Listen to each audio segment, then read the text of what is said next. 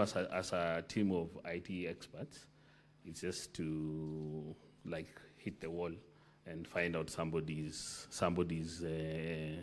observance of the system.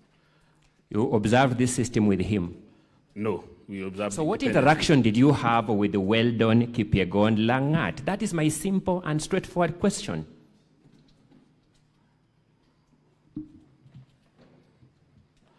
As I've said, the interaction was just on maybe name basis. It can't be maybe. You knew Weldon Langat this week. You had a specific interaction with him. What interaction did you have with him? And as I've said, it was more of just observation of the system, but no more details, in-depth details. Tell us what exactly that entailed, that more of observation. What particulars, what did you do with him regarding the system? For us on our side, we just shared what we had observed, but we did not get information from him. I've told you earlier, Weldon Kipyegon Lagat, the one who contracted to sign this report, you have denied.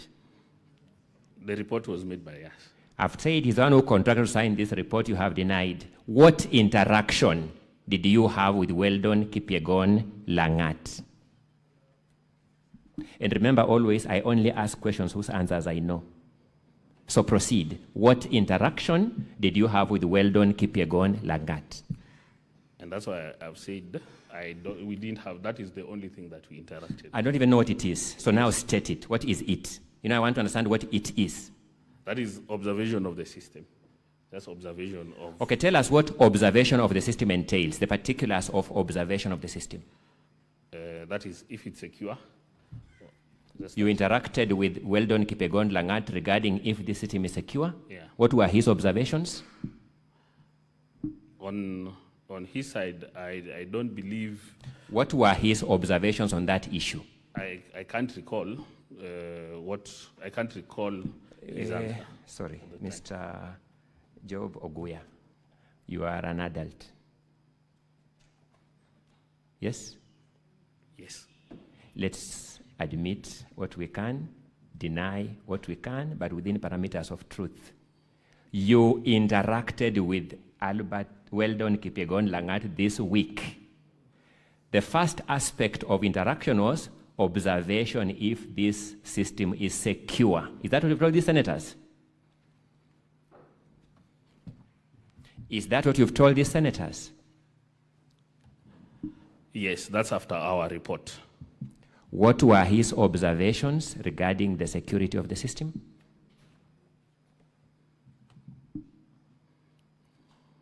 I can't recall what. You discussed with Weldon Kipyegon Langat regarding this system that keeps these senators here, and you can't remember anything about his observations. Yes?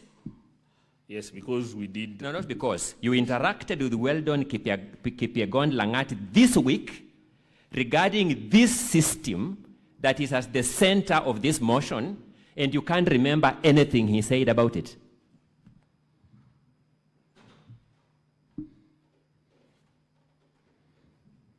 Is that your statement? Yes. The only business that brought you and Weldon Kipyegon Langat this week was this system. Did you have any other business? No. This is the only agenda that brought you together with Weldon, this system. Correct? Correct. And you have forgotten everything that Weldon Kipyegon Langat told you regarding this singular agenda, isn't it? Maybe you can get together because of a certain... I'm not seeking hypothesis. Yes. I'm seeking facts. You interacted with Weldon Kipyegon Langat for a single agenda, being this system, this week, and you have forgotten everything he told you about that agenda. True or not true? That is true. The truth being you have forgotten everything. Not that I've forgotten anything. The truth being? The truth being that we We just observed, and we did not go. That's a different question. Yes. I am saying, I've asked you, what were the observations of Weldon Kipyegon Langat regarding the security of this system? You have said. What's your point of order, Senator Danso? I think we have observed that the question has been repeated several times. Mr. Speaker, that is called badgering a witness. A witness can say, I know, or I don't know, or I don't remember, and you move to the next question. Mr. Speaker, we are not going to spend the afternoon here listening to the same question repeated several times. We must make progress. We must make progress. Thank you, Mr. Speaker.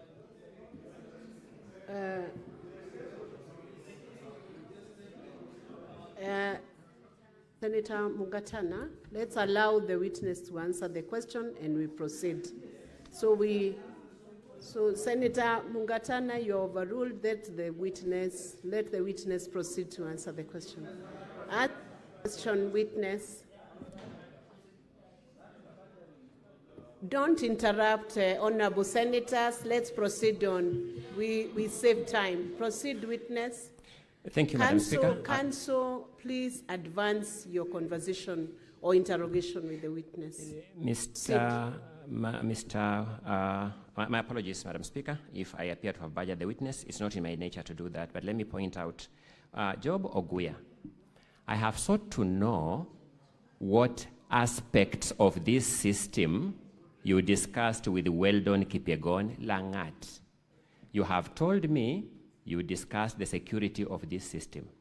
Is that the correct position? Yes. I have sought to know what the views, the observations of Weldon Kipyegon Langat were regarding the security of this system this week. Maybe ask again. I've not got your question. Counsel, please advance your questions. There are certain answers given by this witness. Thank you. Advance your question. Thank you. I know let me now move witness. to the clincher. You know that Weldon Kipyegon Langat is the ICT advisor at the governor's office in Kericho County. Do you know that? No, I don't know. When you met Weldon Kipyegon Langat, he told you where does he work? What does he do for a living? We did not exchange those pleasantries. So you are interacting with him regarding this system as who? What was his capacity as you interacted with him? This system, we are interacting with various people within the team. No, just answer my question. Regarding Weldon Kipyegon Langat, you interacted with him in his capacity as who? Frankly, we don't know his capacity. You met a stranger whose capacity you don't know and began discussing with him this system. Is that the correct position? Yes, but he Thank wasn't you, thank you. Let me make progress. Yes. Let's now go to the substance of your report. Your report is at volume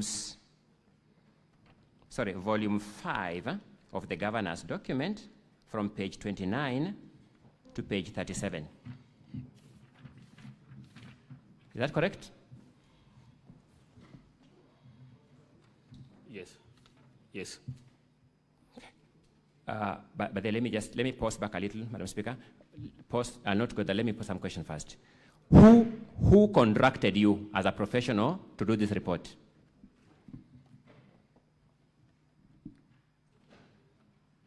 Who was your client in preparing this report? This was we were brought in by the lawyers. Who was your client? You know, a client is somebody who is known. Lawyer is a generic word. Who was your client? Who is paying your fees? Who is your client? It's the governor's team, which includes the lawyers and the consultants. Did you talk to a particular person to do this work, a particular human being by name? Did a particular person contract you? Or was the letter signed by a particular person? Please repeat. Yeah. Counsel, you know that question is answered. He's given you the team that contracted him. Please move on to next question. Advance. Madam Speaker, my apologies. The question of the lawyers has been answered, and now I know which lawyer by name. It's a different question. Proceed. Thank you. Give us the name of the lawyer who contracted you. This was, I believe we were, you know, it's, it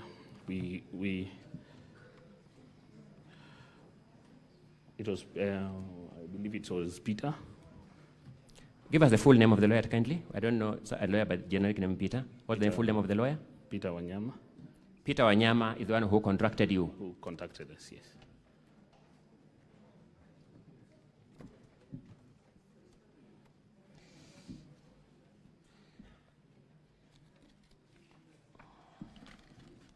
Let me go to that report now, in the interest of time. In your presentation before the Senate, you have made comments on the IP addresses from pages 29 to page 33 of volume 4A. Do you remember making those observations? Yes. Mr. Carter, a witness may need his bundle. My apologies. Volume 4A.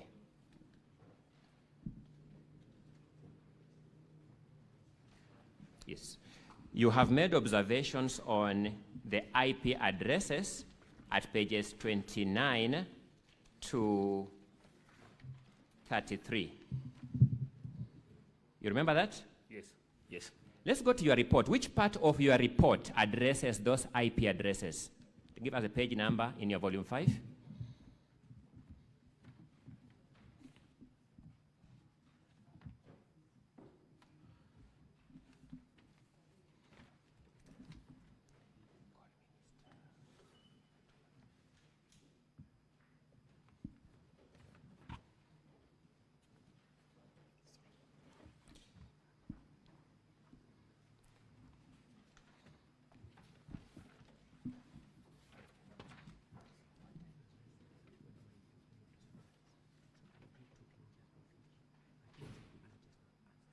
Counsels, can you assist your witness to open the pages so that we save on time?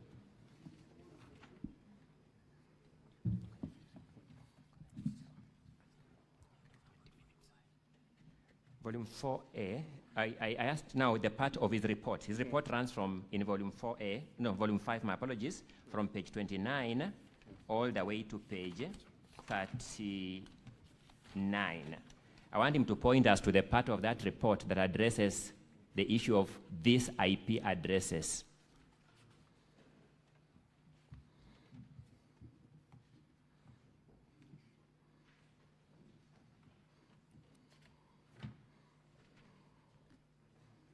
Okay.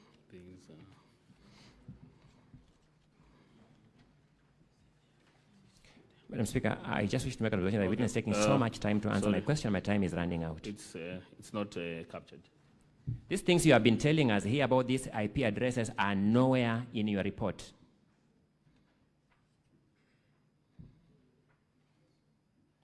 Then they're not captured directly on the report. Now, I want to know whether they are indirectly captured. Where? Which part of the report indirectly captures them?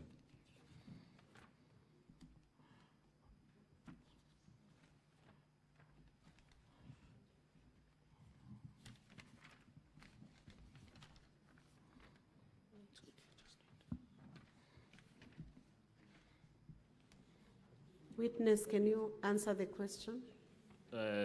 It's not there. Sorry? It's not captured. Oh, it is not even indirectly captured. Let me move. You have also talked about Mark. Counsel, you have a balance of 2 minutes to finish your cross-examination. Proceed. Thank you, Anna. Let me deal with the time as remaining. I'll deal with that issue when the time runs out, because you've seen how the witness behaves with me. You have also talked about the issue of MAC addresses in the course of your evidence in chief. You remember that? Yes. Which part of your report addresses the issue of MAC addresses. Give us a page number. There's no report on that on this report. In summary, so that I close over that issue, you have testified on matters outside your report this afternoon. True or not true? That is some of the matters. That is true. Sorry, I didn't get the answer. For some of the matters, that is true. Thank you. Let me make progress. Allow me, and you know I'm really strained for time now, but allow me to do the best I can with that. Let us go to the recommendations at page 39. To the recommendations at page 39 of the report. What is your first bullet recommendation on security best practices? Use HTTPS TLS everywhere. Use HTTPS TLS everywhere. That's your recommendation. Yes. One of the resource material you used to make this report was the affidavit of Alfred, the ICT expert from the Assembly. True or not true?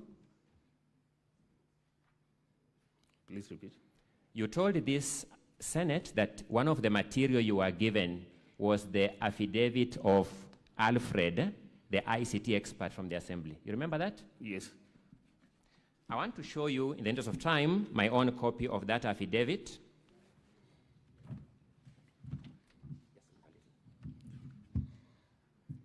Madam Speaker, for the record, I'm showing the witness, the Assembly's volume 2 at page 84, in particular, paragraph 28. Please confirm that the address is HTTPS, then the other particulars follow. Yes, I can confirm. So you are recommending to them to do that which they are already doing at that bullet point. Counsel, your time is up. I'll allow the witness to answer that question. Let me just answer that. Yes. This is a general recommendation. When I said security best practices, look at security best practices. My question is different, that recommendation is already in place. That recommendation is already in place. That recommendation is already in place, but that is security. That's a general security best practices, which you need to take in place. Madam Speaker, may I now formally request for some additional time? I'll request for 20 more minutes because of the time that I've taken with this witness. We've not had a habit of wasting any time. We've been victims of just time itself and the witnesses. Counsel, 20 minutes. We are constrained on time, so I'll give you 5 minutes. Thank you, Madam Speaker. Let me see what I can do with 5 minutes.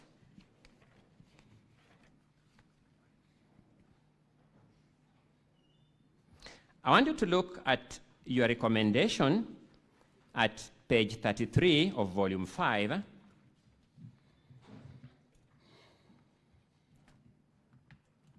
I'm looking at recommendation bullet point 3. Application firewall rules blocking SQLI XSS. Using that? Yes. What firewall is applicable to this system you reviewed? For this, you usually have a... No, not usually. The one you reviewed. You are examining the county assembly's system. What firewall is it using? We did not find any firewall. Are you saying the system was completely without firewalls?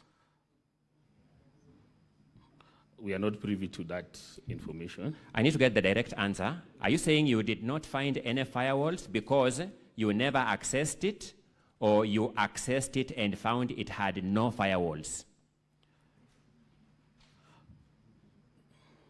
Please repeat, please. Are you saying the system had completely no firewalls because you never accessed it, or you accessed it and found it had no firewalls? We accessed it and found that it don't have a comprehensive firewall. You know, the word comprehensive firewalls and no firewalls in my lay language will be different. Is it the same thing? No. So I'm asking, what firewall did you find in the system? I believe the basic firewall system, which very... You know, you've given us here names of firewalls, SQLI, XXX. You know that? Which one did you find? Also as a name. Sorry, maybe you misunderstood. These are firewall rules. This is not the type of firewall. Yes, which firewall rules are applicable to this system? It has a name.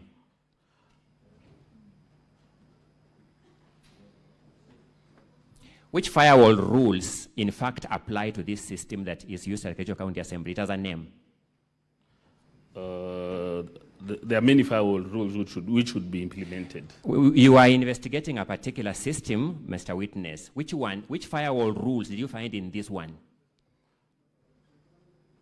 For this one were basic rules that you couldn't access the backend. There's something called the backend. There is a type of firewall called basic firewall rules, as its official name. Yes. Its name is basic firewall rules.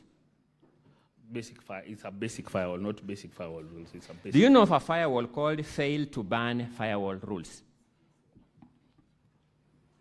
I'm not aware of that firewall. So let me ask, Mr. Job, are you in fact an ICT expert? As a matter of fact. Yes. Thank you. Did you breach this system yourself? In terms, we did not breach because we do not have we are not given the authority to do the same, but we managed to find vulnerabilities in the system. Did you penetrate this system yourself? We did not penetrate fully.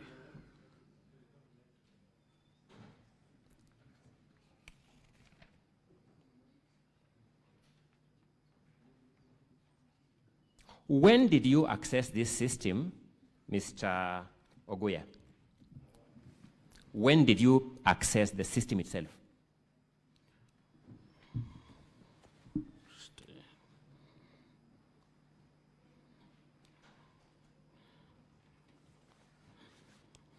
We officially accessed it when we officially did the audit on 27th.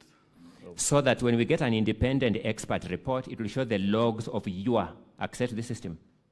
That's why I've said we did not access, we don't penetrate. I thought you just told me you accessed this system on 27th. So you audited a system you didn't access. Oh, okay. Allow me to rephrase that. We accessed the system with the credentials provided on that 27th, with the user credentials which we found on that 27th. Which credentials do you use? Give us the particulars. The particular credential was, maybe I can just get it.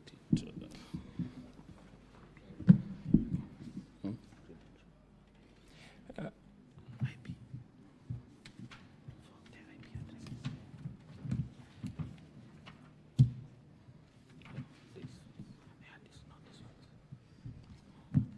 Let me just 1 minute.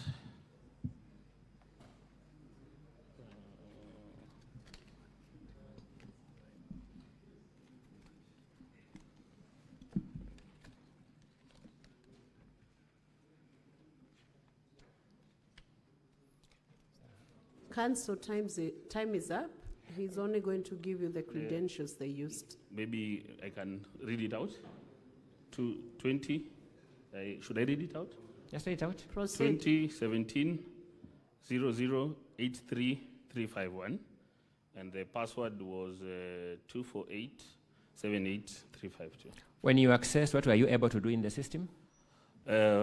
Nothing much. We just observed, and we tried maybe to change the password or to set a password which did not have those options.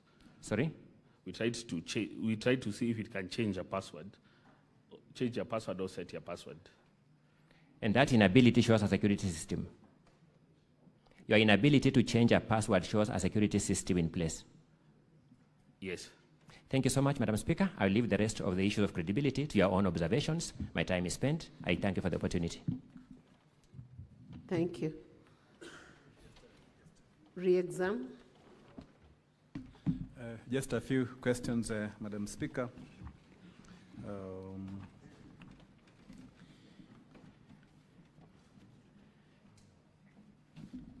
Mr. Oya, you say you asked a question and about Weldon Kipyegon Lagat. Do you know Weldon Kipyegon Lagat? Yes. And when did you meet him? We met this week. You met this week, eh? Yes. Where? Here. You met here? Yes. Okay. You met him in the presence of who? Who else did you meet? The governor's team. The governor's team, Which Okay. also. When meeting him and the governor's team, did you find out where everyone from the governor's team worked? Their credentials, titles? No. Okay.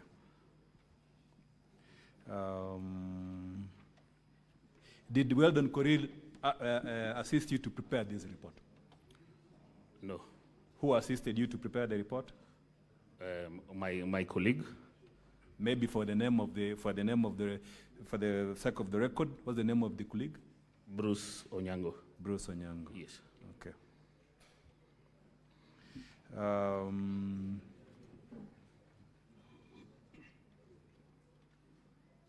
There is a fundamental question you asked about the logs, which are there in volume 4A. Volume 4A, the logs. You are asked whether you have mentioned these logs, which appear at page 30. What page is that? Page 20. Page 29. Of volume? Of volume. So you ask a specific question, whether you have you have mentioned these logs in your report. Look at paragraph 7 of your affidavit.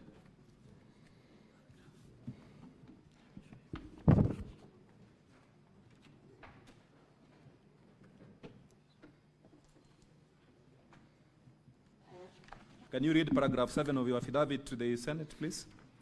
I was requested to analyze the extracts of the system audit logs which are contained in volume 4A of the county assembly documents. Are those the logs that you said you analyzed, the logs in volume 4A? Yes. Okay. Look at page 35 of your report.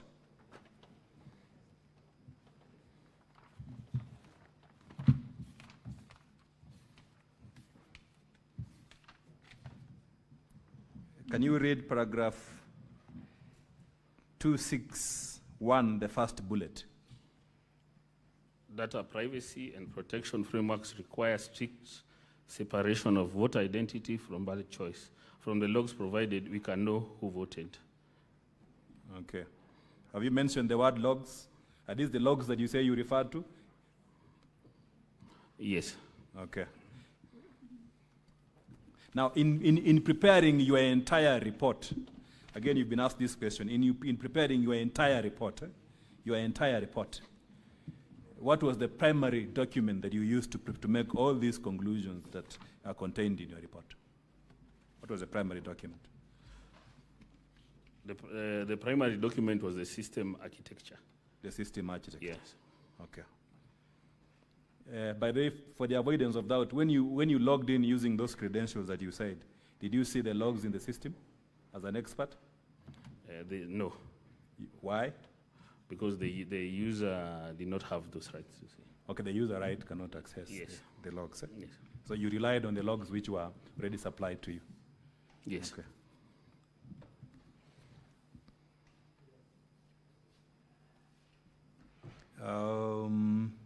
There is this issue of the MAC addresses.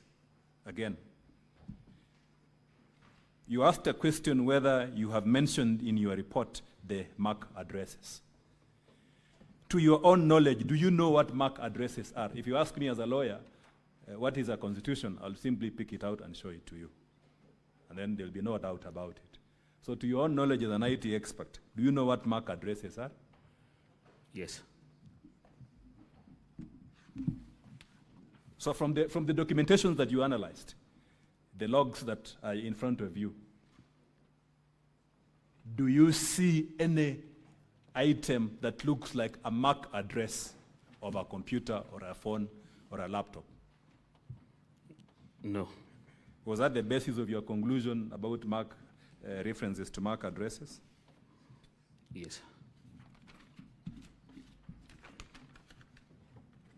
Who contracted you?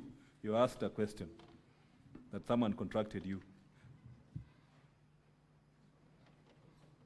Yes, as I mentioned, it was the governance team led by, How many lawyers were in the governance team that you were working with? Did I just count how many lawyers?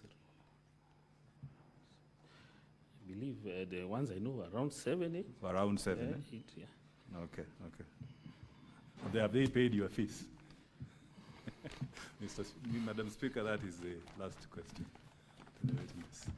Are you sure you want to discuss the fees in the course of those questions? I think we can now proceed on with the senators who want to interrogate this witness, and want to start with Senator Samson Chiralike. Please ask a direct question. Don't take more than 1 minute so that we can finalize with this witness. Thank you, Mr. Witness. I've seen in your affidavit, did you check the system itself, or you did only analysis of the logs? And number 2, Madam Speaker, in your assessment, were you able to visit Kericho County Assembly? And finally, I've seen in your report, you have not indicated whether the system was compromised or not. Can you clarify on your recommendations and conclusion? I thank you, Madam Speaker. Professor Tom Mujenda, we'll take a few questions and then you respond to them together. Mr. Witness, you have referred to the system created, and I want to clarify. Number 1, was the system tamper-proof? Number 2, could a third party, is it possible to know whether a third party voted for a member from the analysis of the system?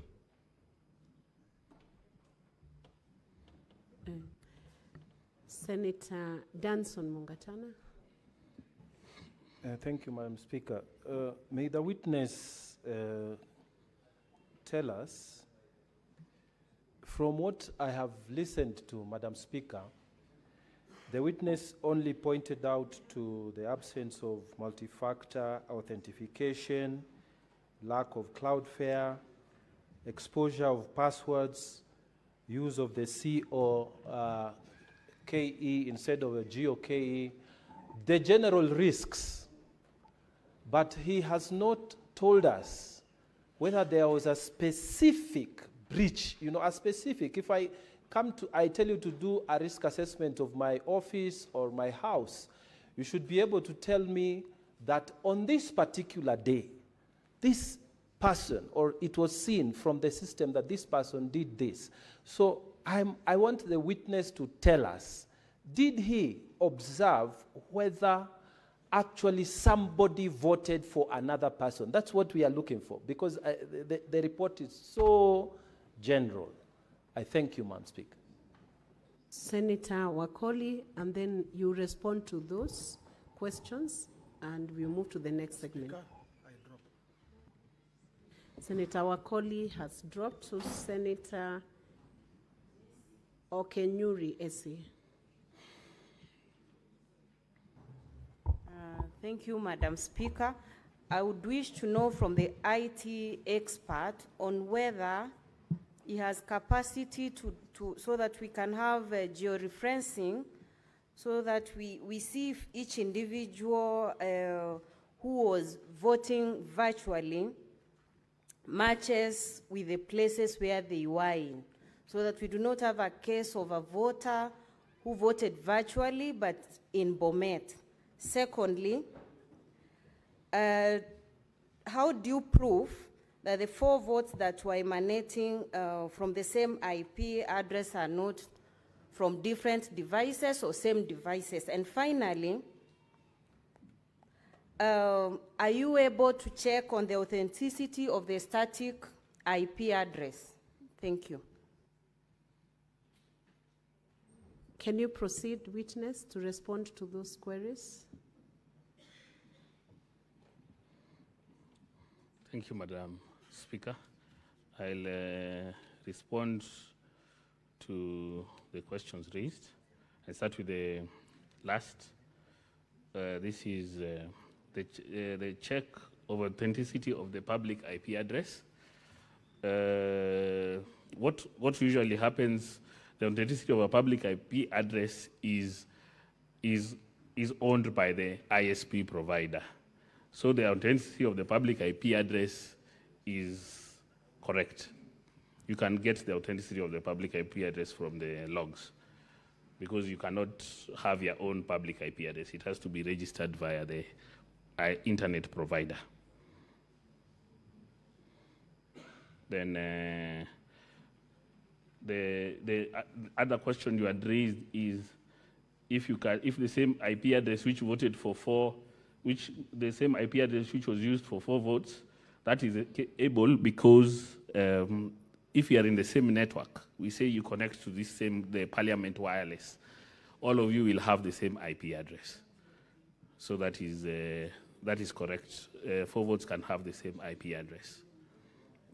The risks that were raised, that somebody can vote for another, definitely this one was captured in the report, because as I shared, the passwords, the username and passwords were shared in IT terms, we call it clear text. They weren't encrypted when they were shared to the users, and everyone knew that to access this system, either you need your IDPP number and the username and the ID number to access it. So everyone had the protocol that is needed to access. So anyone could access somebody else's account. Because I know, if for me I know my ID number is this, definitely my fellow MCA ID number, definitely I'm privy to this. I can get his information from maybe a database which is provided somewhere. So we saw that as a major risk, which we highlighted it on the report. For that, we because of the lack of the MAC address which we have been talking about, we cannot know which individual device or who accessed it. I think that would answer also the question on the whether a third party voted for the system, which is very much possible, because this system is not hosted at the Kericho County ICT departments, it's hosted outside, as per the report. It's hosted in Germany. So anyone with a link and anyone with the credentials of an MCA would be able to access it. That one also answers the question on if the system was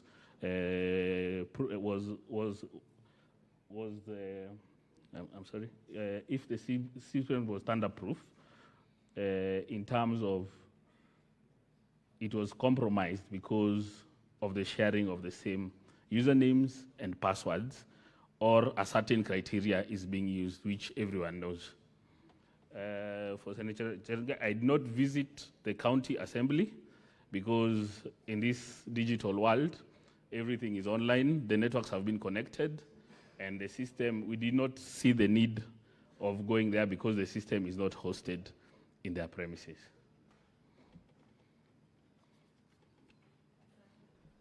Yes, I believe. Senator Olekina Ledama.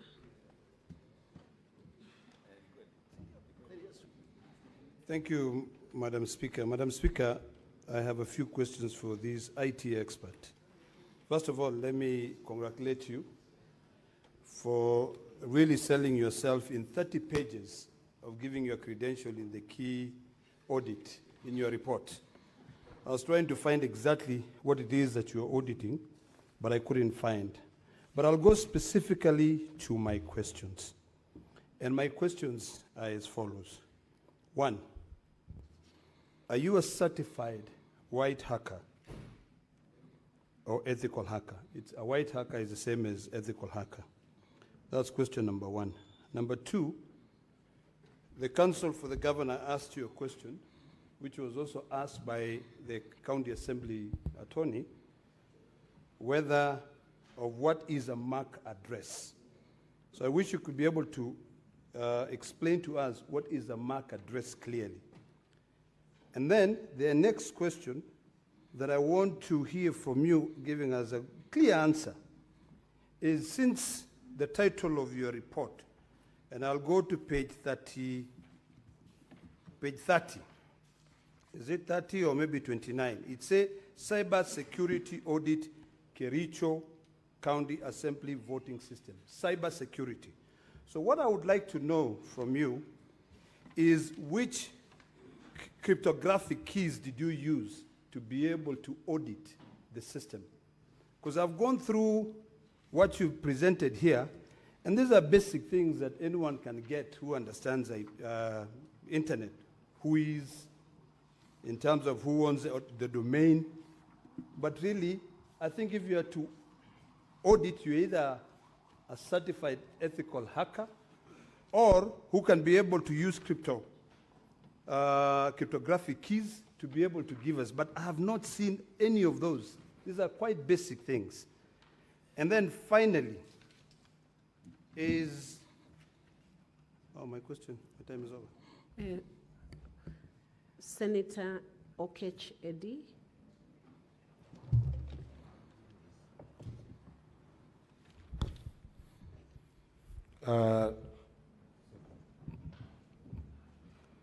Thank you, Madam Speaker.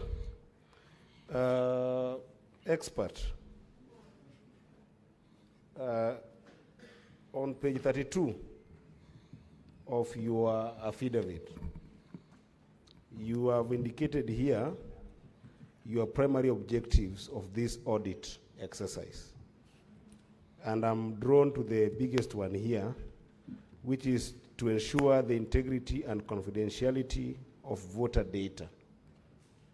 And because this Senate might not have as many experts as you are, what I was expecting from you is a proper audit trail. A proper audit trail of what is the event log of what actually happened. I'm looking at your entire affidavit here. I don't have any single element of event logs of really what happened. I want you to tell me in simple terms, because whatever you have here is a prescription of any system that you can do on a secondary level. You can do this work on a secondary level. I can look at a system and say this system has got, lacks these features, or this system does not have these security features. You can say that. But what we're looking for here is an element of accountability and transparency that can be able to show us that in the event log of what transpired in the voting time of 11 minutes, this is my audit trail. So my question to you is, where can we find your audit trail of this system that can show us event log of exactly what transpired? Thank you, Madam Speaker. Senator Otsotsi, to close the number of questions, then we go for 3 on this side. Thank you, Madam Speaker. Madam Speaker, I just want to clarify a matter. When the expert was confronted with a question to distinguish between a MAC address and IP address, I think there was some confusion there, because a MAC address is supposed to be that unique identifier that identifies. Let me process my question. Let me process my question. That identifies a device on a network, on a unique network. Can you avoid answering for the witness? You just pose the question or seek the clarification so that you give them the benefit of answering that question.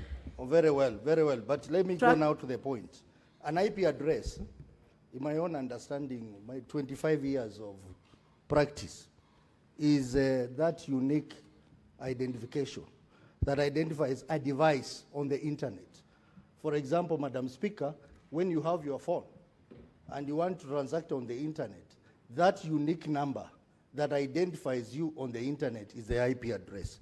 I want to pose a question based on the contents of County Assembly documents, volume 4A, on page 30. There's a particular IP address 41.239.237.2.129. It has been used, Madam Speaker, 9 times. And I want to believe maybe it's because we had that one particular computer that the MCAs were using to vote. That could be the explanation. But I... Don't speculate. Can you pose the question to the witness? Okay. Madam Speaker, you know, in this house we have a diversity of professions. And in this particular one, I have a responsibility to guide this house, Madam Speaker. Madam Speaker, I would like to know whether the ICT expert did an IP lookup. We have something called an IP lookup, where you can determine the physical location of a device on the internet. It will tell you the geographical location to the coordinates. Did he do that? Very well. I think your question is posed. I will give the witness time to respond to those questions. Proceed, witness. Oh, Proceed. We thank are you. coming to 3 questions on the majority side. Okay, I'll start with the last in. So you talked about the MAC address. Yes, the MAC address is a unique number which each device, whether a phone or laptop has. And you had mentioned something called the IP address. This one, subject matter 41.139.237.129. We did a search on it, and we found it's registered under Safaricom Limited. Yes, and as you said, this IP address can be used by multiple devices. As I mentioned earlier, if all of us connect to the same Wi-Fi here at Parliament, all of us will have the same IP address going out. So all the devices within the House will have, within the Senate will have the same IP addresses. I think that one can answer that. Then Speak into the microphone so that your voice does not fade away. Okay, sorry. Then the issue on the logs, which are not captured, the audit trail and the transparency. Our mandate for this exercise was to test the high level security of the system. As I mentioned, we did not enter the administrator account, and we did not have access to it. So those audit trails and the audit trails which were to be provided, we did not have access to it. For the method or the methodology that we used to audit the system, we relied on the basics. As you have mentioned, the report is basic. You know, if something is basic and you understand, it means the person did a very good work. Because if you used technical terminologies, most of you would have said this thing is very hard to understand. And that's why we made it. The best teachers are the ones who simplify things. And that is the reason why you find it very basic. About being a certified white hacker, no, I don't possess that certification, but I possess the experience.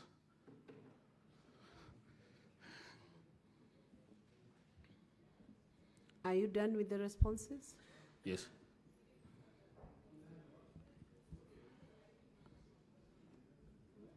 He has answered. He did not respond to your question, Senator Osotsi. My question was whether the expert did an IP lookup on those IP addresses. Answer that question. Because the IP lookup will give you the physical location of the device. witness, that's a crucial question. Can you answer that question? Yes, I had answered it. I believe maybe you are communicating with your fellow senators. The IP in mention, the 41.139.237.129, is registered under Safaricom Limited. Where was the physical location? That's what the senator asked you. Where was the physical location of that device?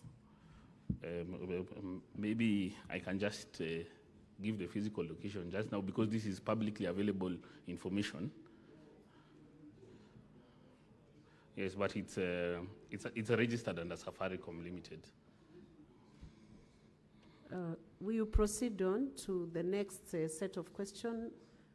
Senator Kisang and Senator Joyce, in that order. Thank you, Madam Speaker. Madam Speaker, I had wanted to find out from the witness if he was an ethical hacker, and he has said he's not, but because he has the knowledge and you were contracted to check the security of this particular system, you said you tried to penetrate, but you are unable to do. So are you telling this House that the system is very secure? Secondly, Madam Speaker, is what my colleague has said. You know, when you are given a job, even if you do a basic report in basic English, there are things that you are supposed to have delivered, where the terms of reference, because this is what would have assisted Senate to make a decision. But the witness has not helped us, because you would have listed at least a few of those IP addresses, especially the one that was used by 9 members, to say this particular IP address was the laptop that was in the county assembly. But he has not done it, because some of us, we have basically checked here. A few of them, they are far away from Kericho. So we expected him to highlight so that at least it will aid us in making a decision. Senator Joyce? Yeah, thank you, Madam Speaker. Mine is just to ask the expert to tell this House if the SMS sent to the MCAs could be transferred to any other person to forward on their behalf. Thank you, Madam Speaker. Senator Boni Halwale. Thank you, Madam Speaker. Mr. Kwon, you know why you came here? It's because we want an expert like you to differentiate between the governor's side and the county assembly side who is telling us the truth. The county assembly is telling us 33 people voted on that system you have audited. And the governor is telling us, no, they could not have been 33 because 18 of them were supporting us. So can you now tell us, during your audit, how many MCAs voted? Once you answer that, how many voted? Can you respond to those questions, witness? Okay, maybe I'll start with the first one in this time. We did not, our mandate and legal mandate wasn't to penetrate the system. Our mandate was to check for vulnerabilities on the public-facing side, things which the public-facing meaning anyone can access. So we did not penetrate. If we would penetrate, this would be a different case altogether, because that would be intrusion, and it would be legally, would be now, would be maybe, it would be a legal issue at the moment. So we did not penetrate. We only penetrate if we are given authority. Then the issue on the SMS, if it can be transferred to somebody else. As I mentioned earlier, the username and the password are a specific criteria. It's your ID and something else. So definitely, if somebody knows your ID and IDP number, they'll be able to access the system, even not necessarily the SMS. But the SMS also can be sent to another number, forwarded. For the audit trail in terms of how many MCAs voted, as I've mentioned, the mandate, our mandate was to check on the public-facing side, the security, and in terms of this, how many MCAs had voted, we could see from the system, from the printouts on the extracts, we could see that the MCAs who voted were 33, and the others who did not vote, the numbers were nil. But this doesn't constitute that it was in fact a certain MCA who voted. Because as I've mentioned, these username and passwords are known by everyone. Each and every MCA might have known or they know. Even the IT person, because he's the person who created, might have known. So we can't ascertain that these MCAs voted who voted as per the system without the MAC address, which is a big contention. Thank you. Senator Wambua Enoch, followed by Senator Beatrice Akinyi Ogola.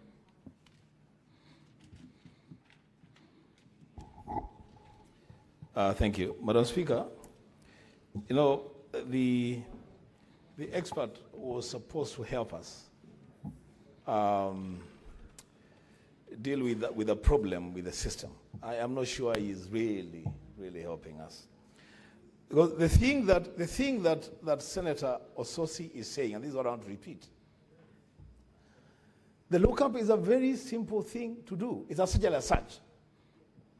And you have IP addresses listed there. The easiest thing for him to do, and Madam Speaker, if you allow, we can also do it here now, is to just log in and find out when that device was used, where it was used, the exact location. It would have been so easy for us to make that determination. The rest of the things that the expert is telling us, Madam Speaker, may be things that we will struggle to make a decision based on the information that is giving us. Why is it so difficult to link every vote to a gadget? Just link every vote to a gadget. This vote came from this gadget. This gadget was in Nairobi. This other one was in Bungoma. It's simple as that, Madam Speaker. I thank you. Thank you. Senator Beatrice, you've taken out your name. Senator Okoit Omutata.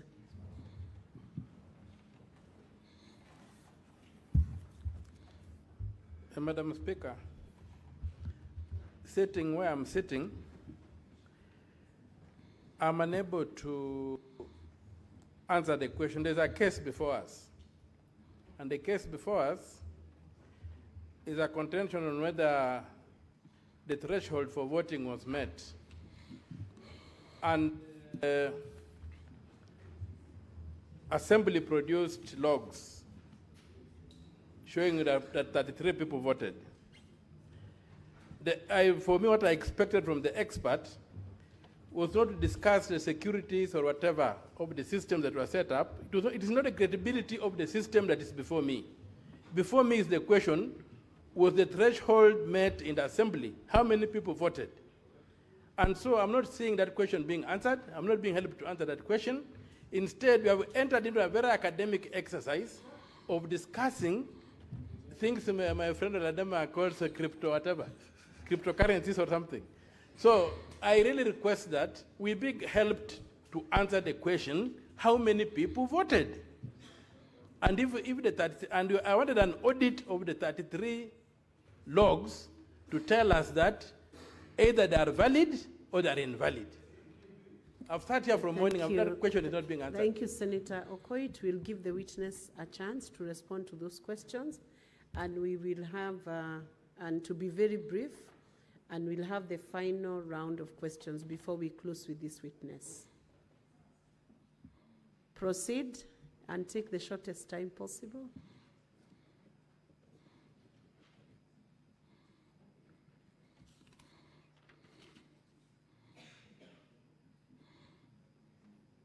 Let's proceed to answer to those queries. Oh, sorry. Thank you, Madam Speaker. I'll start with the mention of the persons who voted. the system itself doesn't keep record of something called a MAC address, which we have been discussing. So without this, we won't be able to know which device voted. Because, as I've said, the username and password are already shared. They were predetermined. Everyone knew. You will know somebody's ID and somebody's password. So anyone can use your ID beforehand to vote yes. That's what I'm saying. So doing an audit or an audit trail of that without the MAC address, we wouldn't know which device voted.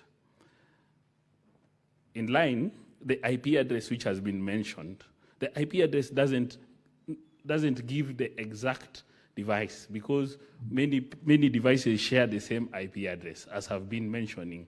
If you are in one place and you're using the same network, the IP address will be the same.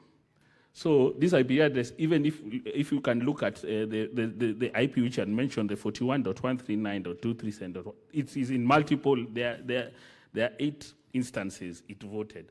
It means these people were in the same place or they are using the same network. Yeah, but you wouldn't know if it was actually him who voted with his device. That is the biggest downfall of the system. It needed to have audit trails in terms of MAC addresses and know, is it you or is it your device that entered? All this would have been bashed out if simple mechanisms or basic things that we had recommended or have been recommended, like two-factor authentication, which when you log in sends that notification to your phone again for you to confirm. We wouldn't be having this case now, which is being mentioned. Senator Alan Chesang, followed by Senator Tabitha Keroche and Senator Mariam. That's the last round of this question. Thank you, Madam Speaker. I think my first question was asked by my colleague, Senator Kisang, whereby the IT expert,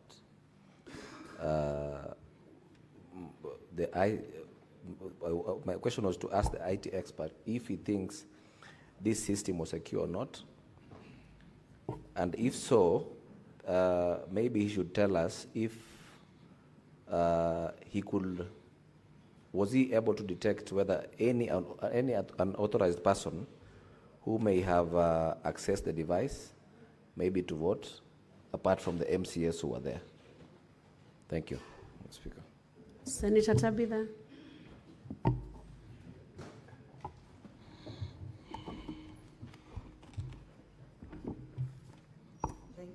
Thank you, Speaker.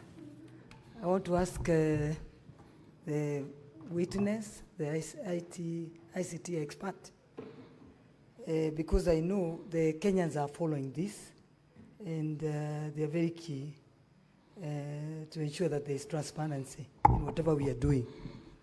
There is a narrative, maybe the lack of better word, narrative that has been driven by my friend, Kanso Ongoya. Because I remember there is the speaker said that we needed independent ICT experts from ICT Kenya, and the governor to bring his own expert to ask these questions. But the narrative is as if you drafted this document and your own document. So I think we need to know whether you drafted the two documents, because people will be asking the objective. The objective is this report. How objective is this report? I think that's how people will be asking. I'm not an IT expert, but I'm just looking at that and asking if you drafted this report and yours, and then you are the governor's IT expert. I think that many questions you're being asked. Do you know Weldon? It's called Weldon. Many questions about Weldon. So I think that's what the Kenyans now are asking, I think, and me being one. I think the question is stated, Senator Tabitha. Senator Mariam.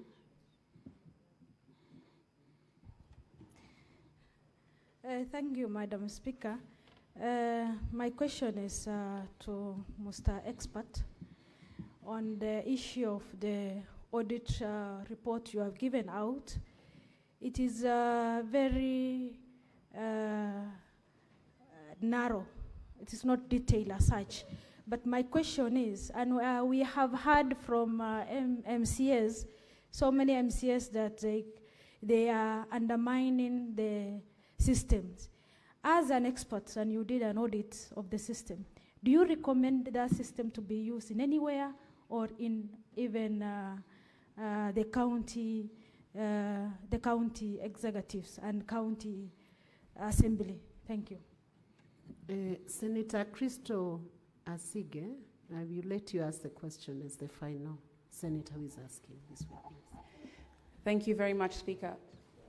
You know, Speaker, we've spent over an hour listening to a painfully long examiner-in-chief, Cross and Aree, only to find out at the end by the witness that really he cannot prove nor disprove the question that is being put to this House. And so it feels like we shouldn't really lay our frustrations onto the witness, but perhaps we should ask the counsel and his team, why did you then bring this witness? Why did you put him through all that work if you cannot prove nor disprove your case? In any case, my question is to the witness, can you at least, if you can do nothing else to help us, can you at least tell us the IP addresses, where are the locations of these IP addresses? You've told us who it belongs to, Safaricom, which belong to 9 of those in your report, but where exactly, what is the location in the country which they are attached to, along with all the rest which are not the Safaricom one? Locations. Thank you. So witness, you'll answer that, and then counsel who procured you will answer the final question from Senator Crystal. And then we'll call it a day on this witness. Okay, thank you, Madam Speaker. Yes, let me deal with the frustration first in terms of the IP addresses, if we can locate them.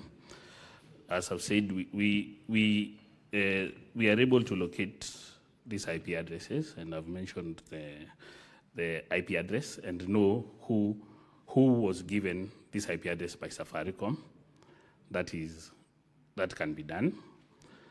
For some of the IP addresses on this list, maybe for the IT experts or the people with IT experience, there's something called the IP version 4 addresses.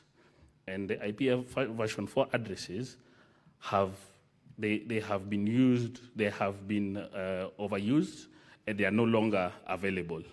So there's something that ISP providers use, which is called a shared IP space. Because we have exhausted all IP version 4 addresses up to now. That's why you can see on page 30, there's an IP address starting with 105.161. That 105.161 can be used by multiple ISPs in terms of Safaricom, in terms of Liquid Telecom, in terms of 190, because we have exhausted all these IP4 addresses.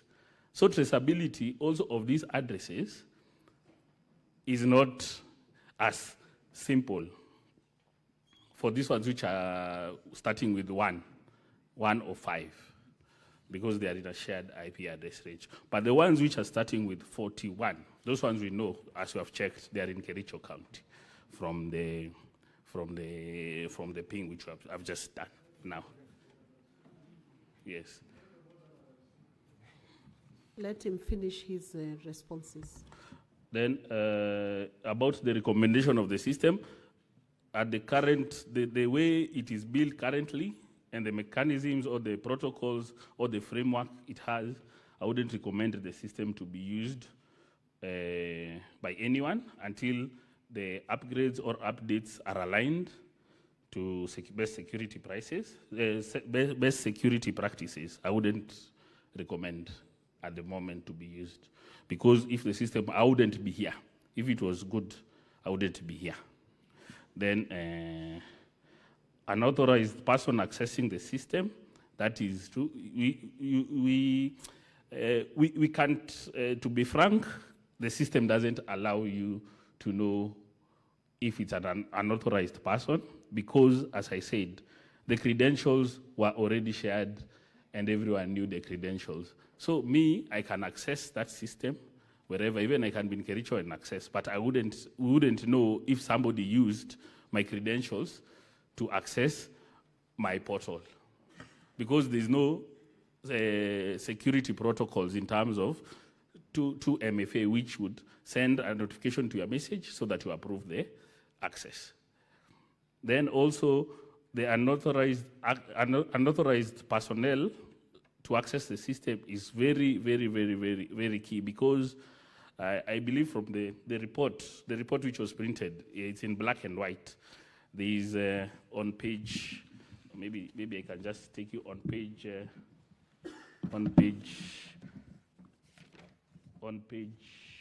just 1 minute.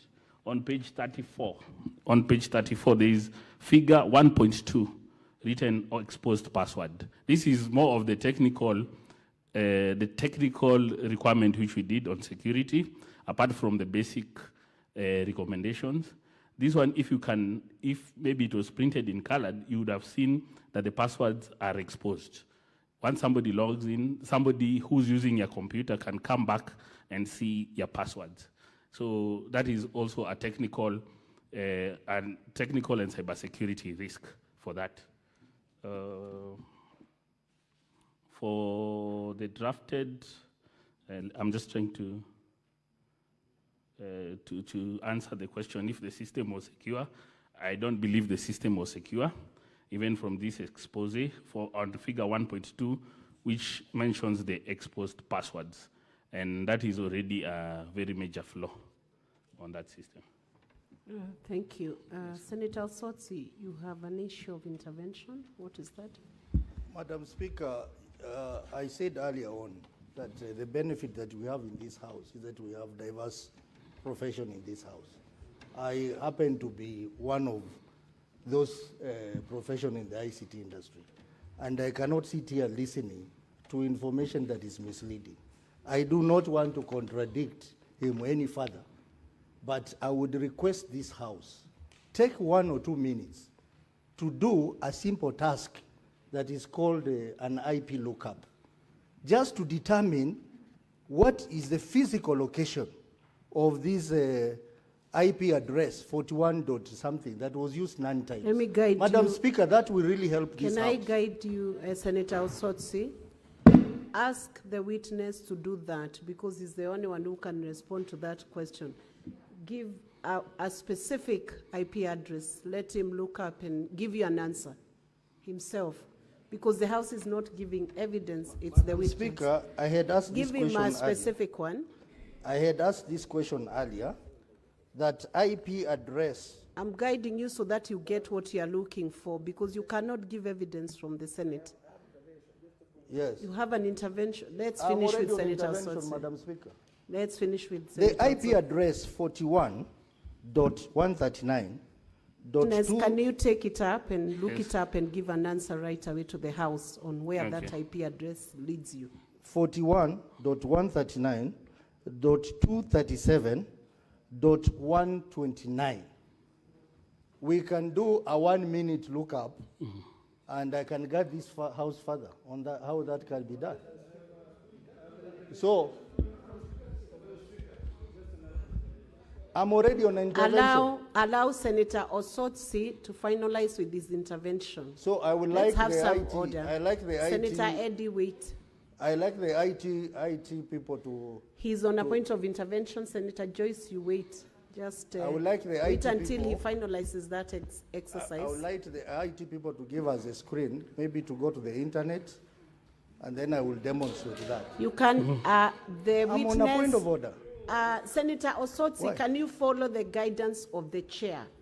I have guided you correctly. Give that IP address to the witness who can give evidence before this House. You cannot give the evidence yourself. We want to hear what his response is. You can always cross-check before you vote so that it guides your vote. Very well, Madam Speaker. Madam Speaker, I was saying that because the expert will need the assistance of the IT room. They have to display that on the screen. No, we are able to counter-check when we recess to before the vote.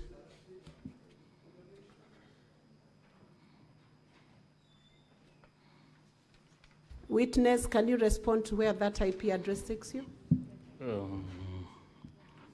The IP address in question is the 41.139.237.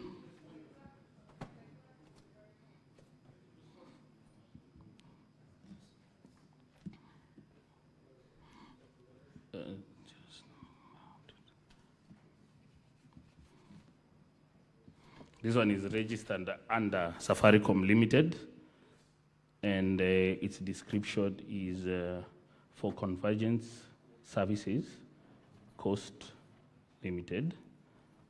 And but the person, the owner is Safaricom Limited and Safaricom House. The person in question is John Mutai. The location?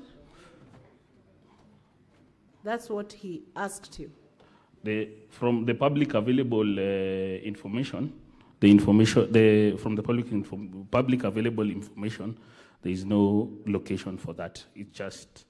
It mentions Kenya, Nairobi as the domain admin. Eddie? Madam Speaker, with a lot of respect, Madam Speaker, I think we are sitting here as a quasi-jury. We cannot now take even though we have many ICT experts here, even some of us know ICT, but I think that what we are attempting to do, I wanted to urge you, Madam Speaker, perhaps you can guide that a senator can do that in their submission, because they will have a submission time when they'll be making sense of this here. But as a matter of procedure, you ruled yesterday on that chair that we are going to have an ICT expert who would then give us another report. So even if the ICT expert who is here cannot give us enough report, that's fine. Let's wait for the other ICT expert to give us. But if a jury wants to give us a direction of ICT, let them do that during the submission. Because we are going to rule on this and rule on substantive issues. Senator Eddy, that is why I guided Senator Osotsi that evidence could not be adduced from the chamber, can only be adduced by the witness, and beyond that, maybe the experts. Senator Ledama. Madam Speaker, we've been sitting here for quite a number of hours. I'm not sure whether the defense or the county assembly understand what the amount of time they have. Could you kindly stop all this intervention, allow the county assembly and the county government or the governor to finish their case? And then when the time comes for us to submit, either to support or not, or to oppose, we can then be able to try to argue our matter. I really let me guide you, Senator Ledama. The chair is in charge. Right now, the time that is being used, it is the senators who are using their time. It is not the time for either the county assembly or the governor's time. So it's the senators who have raised the issues, and the requests are coming from your end, not from their end. Now, witness, you are stood down. We are done with the question time. So you may resume your seat, or you could exit, but you are discharged from the stand. Thank you. Moving on to the ICT expert who was requested by Senate to bring a report. So, clerk, you can make sure the expert is called in. Sergeant at Arms, can you get the ICT? Or the question directed to Council Katwa Kigen. Sorry, Madam Speaker, maybe I would address the issue of the next witness, because I don't know whether the county governor has then closed his case before we go to the independent expert of the Senate. I believe they said that was their last witness, or have you changed that, Council? May I confirm, Madam Speaker, that that is the close of our case, the governor's case. Thank you. So, and honorable senators, just to let you know, some of the issues you are raising, yourselves are raising those issues. So the time that is being spent is based on your requests. Sorry. Madam Speaker, may I So just take one last concern through you? Proceed. Madam Speaker, the person who has been brought here to answer these charges is the governor. Do I understand that we are not going to hear the governor's evidence and to test it? Senator, Councillor Ongoye, I would hope you concentrate on how you manage your case, because the Council for Governor has said that is the close of their case. Once they declare that, I believe they are competent in their submission to that respect. Thank you, Madam Speaker. Thank you. So we can proceed on to the ICT expert.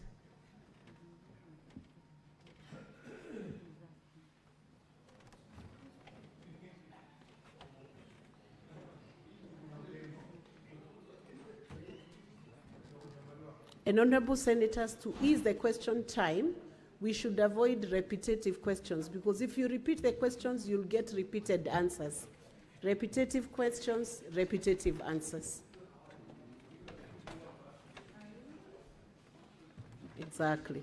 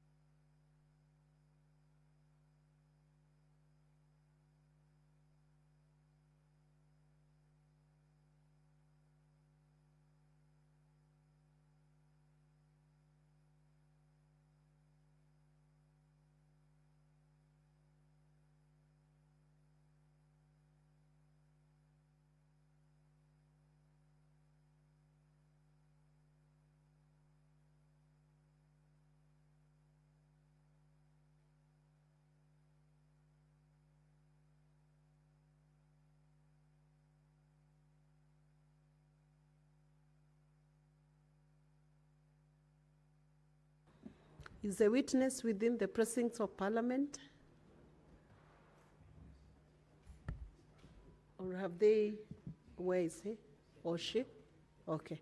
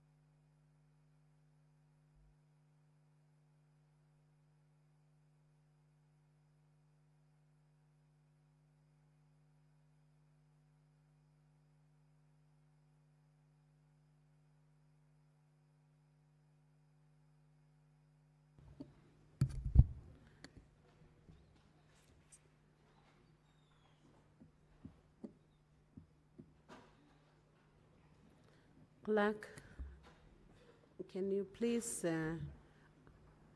administer the oath to the ICT authority experts?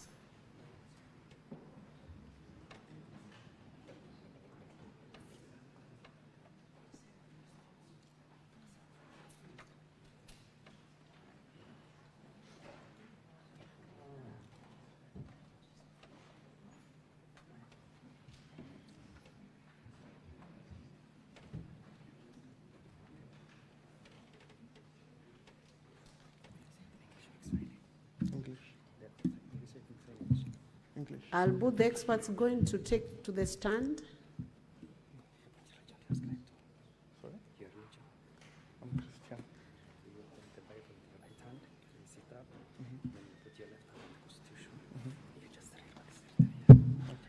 Clerk assistant. Clerk assistant, are both experts going to take to the... They take into the floor to give evidence? Or one? Yes. One? Yes. Okay. Proceed and administer the oath. Right hand. Yeah, right hand. Place it to the left hand of the Constitution.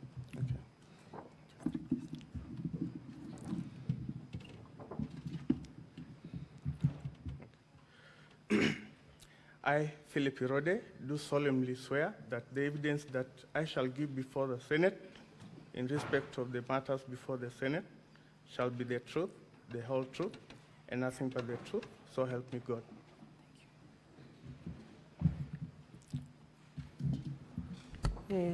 The Senate had directed the ICT authority experts to present a report to the Senate on the matters that are before the House, especially the question of the use of technology in the voting system in Kericho County. You are conversant with that request? Yes, ma'am. I want you to proceed and present that report, but first of all, give your full name and the position you hold at the ICT authority, and present the contents of the report. You have 10 minutes to do that. Thank you. My name is Philip Irode. I'm a Deputy Director in charge of Information Systems Security at the ICT Authority. We received a request from the Senate through our PS, Ministry of State Department of ICT and Digital Economy, that they require the assistance of the ICT Authority to look into issues of the Kericho County, to look into the issue of the Kericho County Assembly voter system. Our CEO sent a response to the clerk, that was yesterday, appointing myself, Philip Irode, and my colleague, Joan Mukera, to come and address this particular request.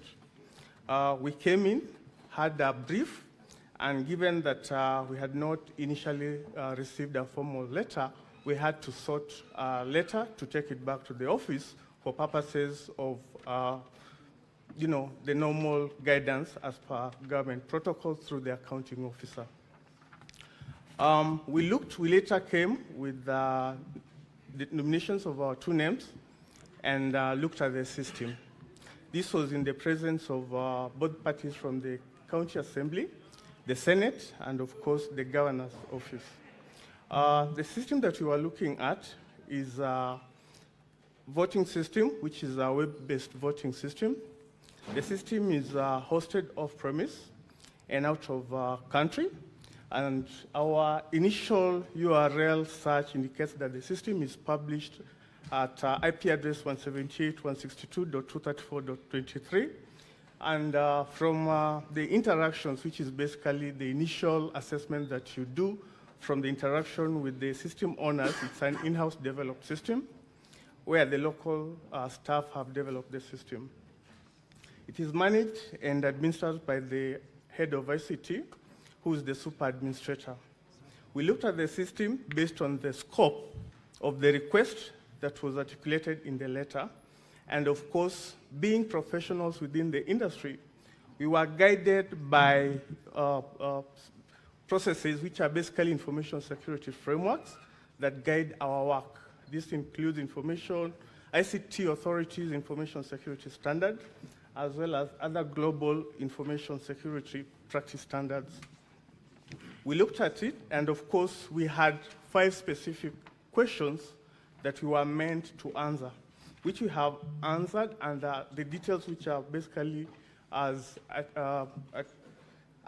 articulated in the report that we have provided before this House. Question 1 was, did an electronic voting process take place using the system? And of course, we have looked at the system based on the logs which you were able to access in the presence of both parties, and we found out, yes, an electronic voting took place using the referenced URL as presented in the report and with the logs that were provided. The second question, Madam Speaker, was, is the number of MCAs who voted on the impeachment of the governor verifiable? This was also based on the logs extracted from the voting module as well as the system events module. And the answer is yes. The number of MCAs who voted to the impeachment of the governor is verifiable. The third question was it possible for any MCA or any other person who had a link to vote on the motion on behalf of an MCA or another MCA? The answer that we provided is no. You cannot vote for any other person or an MCA with the link provided alone. You need to have both the username, which in this case was the IPPD, and the password, which was the ID number. Question number 4 was, how many MCAs voted in the affirmative on the motion to impeach the governor? The number of MCAs who voted on the motion was 33, as was extracted from the voting module logs. Question number 5, which is the last question under our scope of review, was, is there any evidence of multiple voting or other compromise of the voting system or any impropriety in the voting system or process? Our response to this question was, from the evidence provided and the access logs collected from the voting system logs and the admin and system events log module, there is no evidence of multiple voting. Neither is there evidence of other compromise of the voting system and or any impropriety in the voting system and the process. Madam Speaker, that were our findings. Thank you. As an expert witness, you have been oathed to give evidence and present that report. So you will be subjected to some cross-examination on the report, both by the county assembly and by the governance team. And then we'll proceed on to have questions and clarifications from the senators. So I will now allow the county assembly team and then the governance team. Each will have 10 minutes maximum.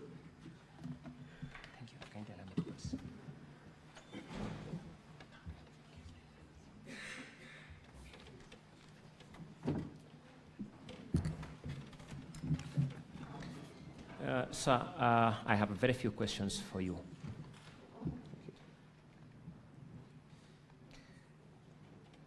This exercise was conducted within the precincts of this parliament. True or not true? It's true. Were you notified of the people who were present at the time of undertaking this exercise? Yes, we were.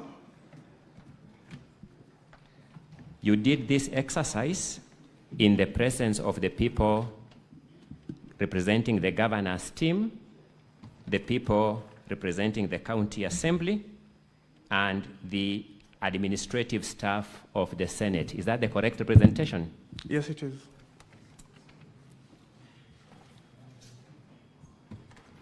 I have 3 substantive concerns regarding the report, then I sit down. Is there any single log that you came across, any log in credential that you encountered from the logs that voted more than once?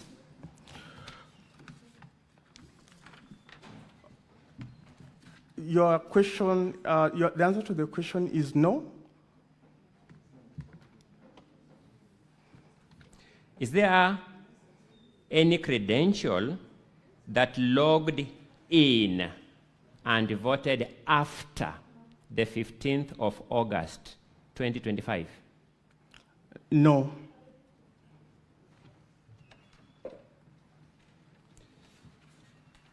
Let me confirm that. No, there's an officer of court, an advocate, who told this Senate that he actually logged into this system and managed to vote after the 21st.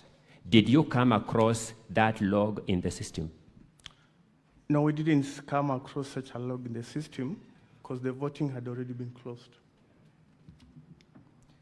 Did you see the logs used by the admin of the system to log and undertake any activities in the system?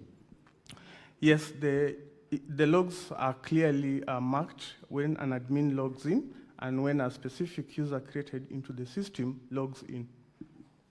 Did the admin logs themselves cast any vote? No. That is all for this witness.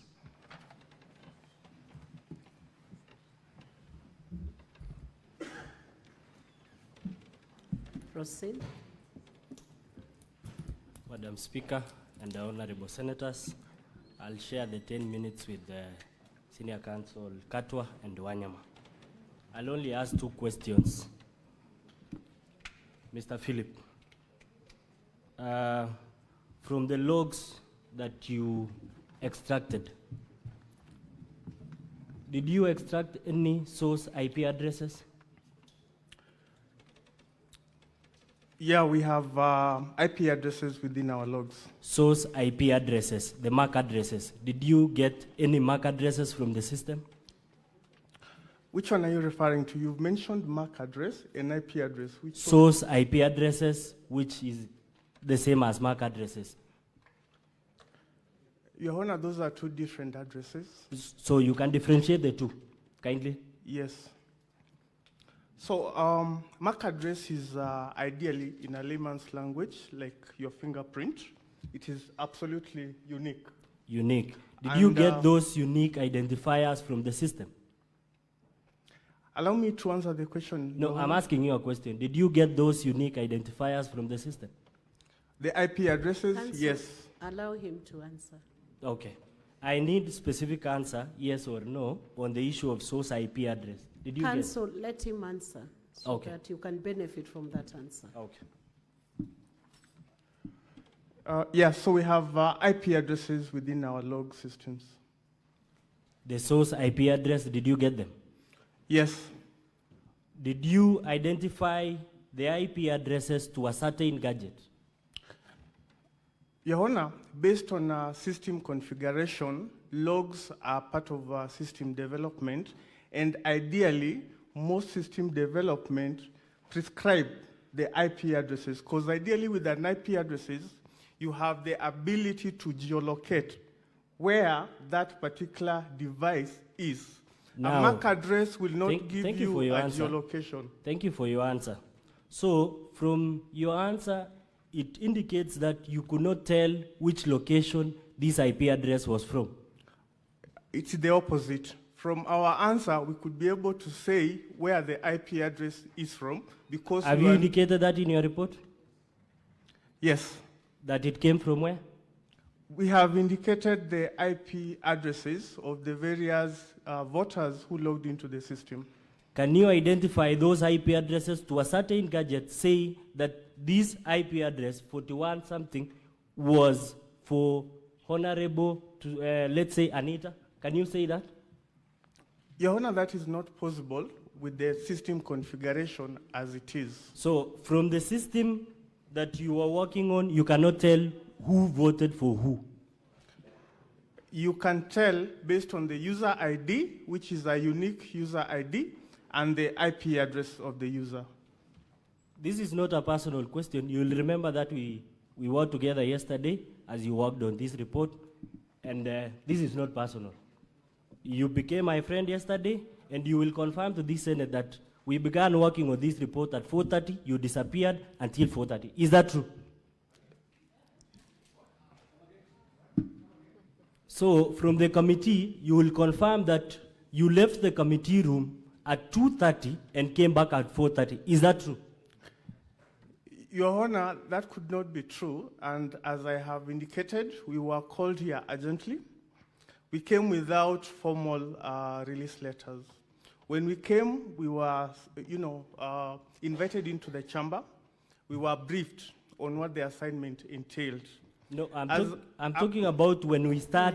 We sat. Counsel, allow the witness to answer, please. You asked a question. He's responding to that question. Proceed, witness. Thank you. Yeah, so after we were briefed by the clerk's office, as protocol dictates, we have to seek concurrence from our counting officer.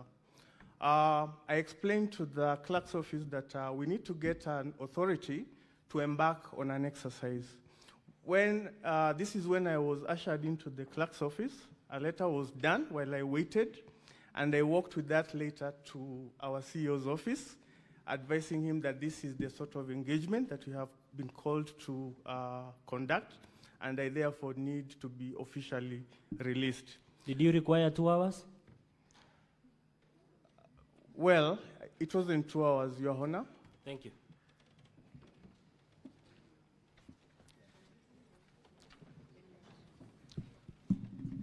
Mr. Witness, expert witness, I'm going to ask you a couple of questions in a few minutes. Just to follow up on a question which my colleague asked you. Who called you yesterday and you left the Senate-sanctioned audit for more than 2 hours? An activity that was time-bound. Who called you to go to that event? My CEO, Your Honor. Your CEO? Yes. Thank you. What did the CEO tell you when he called you to leave a Senate-sanctioned event? Well, as I have explained, it is a practice that as a public officer, you have to get approval or express permission. Did you require approval when the Speaker has already issued a directive and you are in the presence of the House? The House of Senate, you leave the Senate to go. Did you require approval to leave the Senate to go back to your CEO?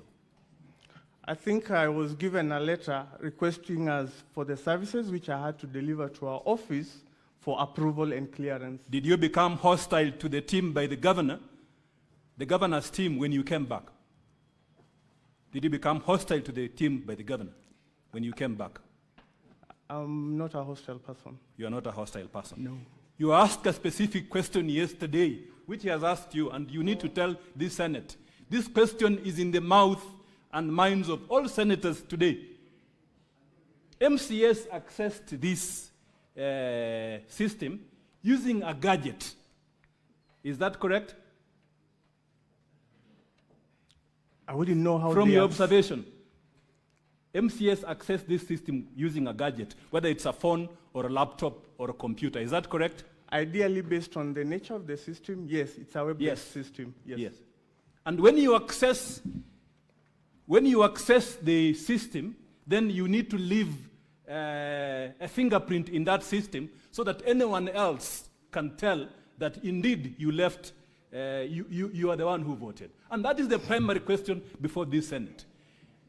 So the question is, did you find in the system what is known as the MAC addresses for the computers, mobile phones, laptops, etc., which were used to access this system? Did you find? So allow me to answer that question in a more layman's language for the benefit of the Senate. What happens when you are accessing a system? There is the public-facing IP, and there's the internal IP.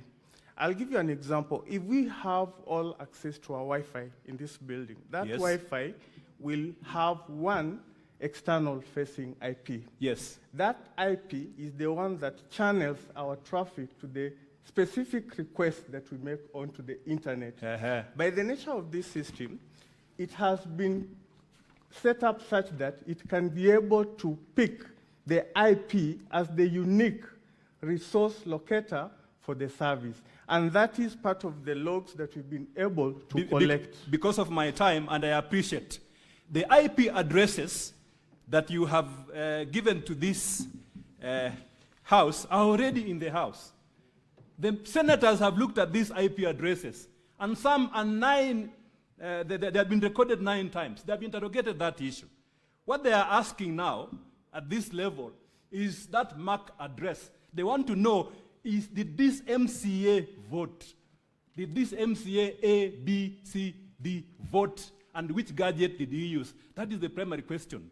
So does your report contain MAC address, the logs for the MAC addresses?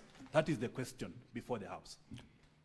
It's a right question. It is a yes or no answer. Is it there so that I can show the senators that our case has collapsed because the MAC addresses are now in your report, the unique identifiers for the telephone numbers of these MCS. It's now available, produced by the expert, and our case has collapsed. Show me in your report where these MAC addresses are. I have clearly responded to that question, and the answer is the answer MAC is show me in your addresses report. are It's not. a yes or no answer. Counsel, let him answer. Counsel, allow the witness to answer. Witness, do you have the IP addresses in your report? I have IP addresses in my report, Madam Speaker. Madam Speaker, the question is the MAC addresses. The IP address, Madam Speaker, I request for 2 more minutes. I'm now on a delicate issue. The MAC addresses. Granted the 2 minutes. Yeah. Respond to the question of the MAC addresses. MAC addresses are not part of external facing details that are captured within this particular system. The system captures IP addresses. IP addresses can still be linked to a MAC address. Okay. Allow me to finish, okay, kindly. Okay. I'll give you an example. You have your own safe in your house, which is located in a certain location. We cannot expose your safe to the outside world, but we will expose your gate number to the world. Ideally, a MAC address is unique to that house, and the house number is public information. That begs 2 questions, Mr. Expert Witness, Madam Speaker, as I wind up. Two important questions. These MAC addresses, what kind of audit did you do? Did you do a basic compliance audit? Did you do a network security audit? Or did you do a device compliance audit? Because each one has different levels. And maybe as you answer that question, there's a senator who asked here, did you penetrate this system into the NIT so that you extract the required information to complete this report? So, Your Honor, you cannot be able to do an entire audit within a day.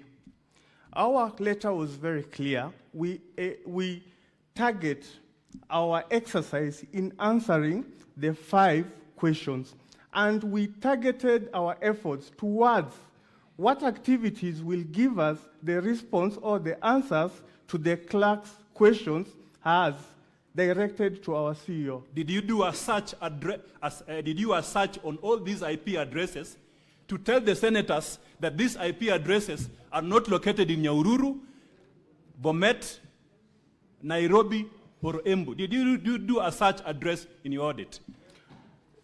Your Honor, we did what the question, the letter requested us to do, which was to conduct an assessment that will respond to the questions that had been answered. Last question, Madam Speaker. Madam Speaker, last question. The senators in this House, there's a live question which they want an answer from you. The evidence was given that a computer was used at the county assembly to vote for 3 MCS. 3 MCS, a computer was used. The simple question is, did you go to Kericho County, or was this computer given to you for you to ascertain the IP address or MAC address in that computer to give to these honorable senators to clear any doubt in their mind on the verifiability, authenticity, and security of this system? That is my last question. Yeah, so based on the audit logs that we collected, as we have responded, the system has adequate logs providing verifiability, which is ideally the number of... The question, did you visit Kericho? Were you given the computer? It's a simple issue. So the system is a web-based system. Yes. For a web-based system, you do not need to physically visit a location. It's available on the URL, unique resource locator, as we have provided. So what is the report. IP address for this laptop which was given in, which the MCA said they used? Can you tell the senators with a substantial measure of assurance, no doubt at all, that I, as the expert, this is the IP address of this computer, this is the MAC address of this computer, so that we clear doubt. Thank you. I don't think that was part of my request for this Thank you, letter. Madam Speaker. I'm sorry, my time is up. The question is now actually answered. It's told you. Senator Sifuna. You know, Speaker, I'm a bit confused by the line of questioning that has been taken by counsel for the governor, because your directive was that all these parties be present during that exercise. Now, when I look at the report, there's a part for people who were present to indicate they were present. Mr. Evanson Kirui, counsel for governor, did not sign. The question to you, witness, was he there? This gentleman called Weldon Kipiegon Lagat, was he there? And then, to the counsel for the governor, these things you are asking, did you ask him to do it there, when you are there? And what did he do? And then why would you refuse to sign that you are present? Those are the questions I want to address. Senator Sifuna, before those questions are tackled, you could resume your seat. Let's take a direction on how the senators will now engage with that report and that witness. Then those questions will be tackled in that session, because that's not an intervention on procedure. It's actual contents and questions to the witness. So, honorable senators, we have about 15 senators who would like to ask questions, and we must limit the time within which this gets done. So we'll have to agree that every senator should either ask just one question, if we have to cover all, and if we ask 2 questions, then we'll have less of senators requesting for that intervention. So we do 1 question per senator. Is that agreeable? We need a consensus. Okay. So 1 question. So you have asked yours already, so I'm not giving you another chance. He will respond. I'm sure he's already gotten the gist of the questions. Senator Chute Mohammed. You take about 5 questions, and then you respond, and we go to the next segment of questions. Thank you, Honorable Speaker. A witness from the MCA. Your time is 1 minute, and the clerk, you'll be strict with your time. 10 seconds is gone. Sorry?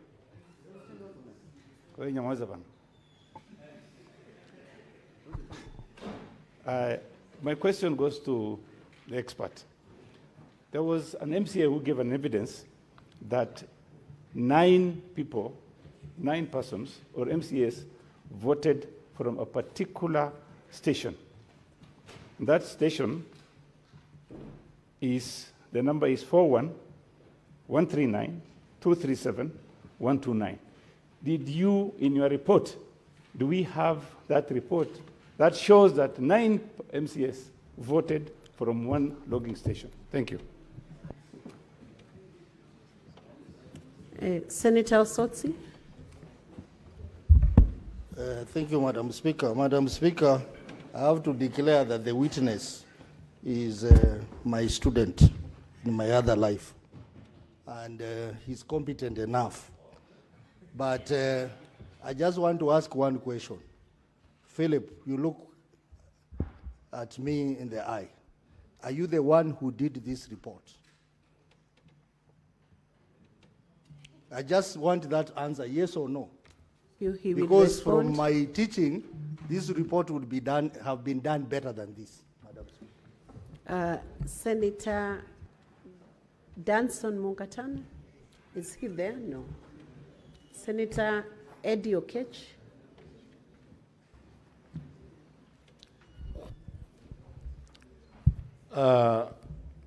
I know this question might have come from the council side, but I'm going to ask it for my own consumption. Did everybody vote on the day of the voting or otherwise, in your best knowledge? And if that happened, then was there people who abstained in the system or people who voted otherwise no? Or everybody who voted yes in the system that you audited? Senator John Nyoto, that's the last one, then we have answers. Thank you, Madam Speaker. The matter before us and why the ICT expert had to come is because the governor's side has argued that there are some MCAs who voted for others. And so it's very important, Madam Speaker, for the ICT expert to tell us this MAC address is very important because IP address, as he has explained to us, was the ID number. And if somebody wants, for example, to know my ID number here, they will know it, so they can vote for me. If the only leeway to get into the system is my ID number, it is known, it's in the office. So this MAC address was going to be very important. And Madam Speaker, the ICT expert should tell us about the address where the gadgets that voted were. Time up. Witness, please respond to those questions first before we take the next segment of questions. Okay. Yeah. So I'll go by the order in which they were presented. The first question was if the opposing side had their team members present. That is in affirmative. Yes, they were present. The second question was, there's an MCA who alleges that 9 persons voted for a particular, 9 persons voted, repetitively using IP 41 something. You had more questions from Senator Sifuna. There were both 3. Well, I captured the aspect of the team's availability. Yes, they were available, and they opted not to sign the report. And when we were extracting the logs, we even had concurrence on this report at some point until they decided not to sign it. I hope that answers your question, Mheshimiwa. Number 2 was if the specific IP that appears 9 times indicates that one person voted 9 times. Ideally, as I've indicated, Madam Speaker, this is a gateway, and I think from my basic understanding, most of these county governments have Wi-Fi, and this could be the IP address that have been assigned to the Wi-Fi gateway, and therefore, if at all you are connected to the Wi-Fi, your device is actually assigned that specific IP as a public-facing IP, and therefore, the system logs pick that specific IP as part of the logs. To respond to my senior Senator Osotsi, yes, I'm the one who authored the report based on the timeline constraints that we were given. This is the best we could do in responding to the specific questions that we had. The other question is, did everybody vote on the day or otherwise? The response to that is yes. We have the specific user IDs. We have the specific timestamps, which are within the specific date that the voting was being done. And we have logs of votes done, and of course, the other people who did not vote as part of the logs that we presented. The other question is, were other persons voting for any other person? That question has been answered in our report as question number 3, whereby it was being asked, was it possible for any MCA or any other person who had a link to vote on the motion on behalf of an MCA or another person? Ideally, if you have the link alone, you cannot vote, but you need to have the username, which is the IPPD, and of course, a password which is unique to an individual. Thank you. Senator Wambua Enoch.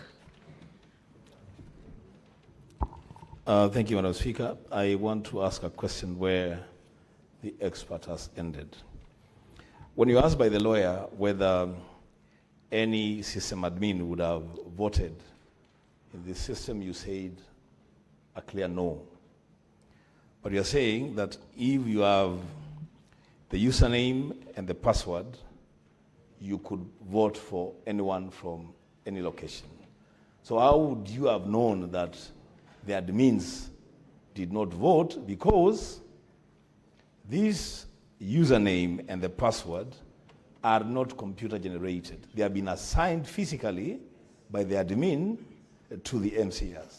How would you know that they have not voted? Senator Seki.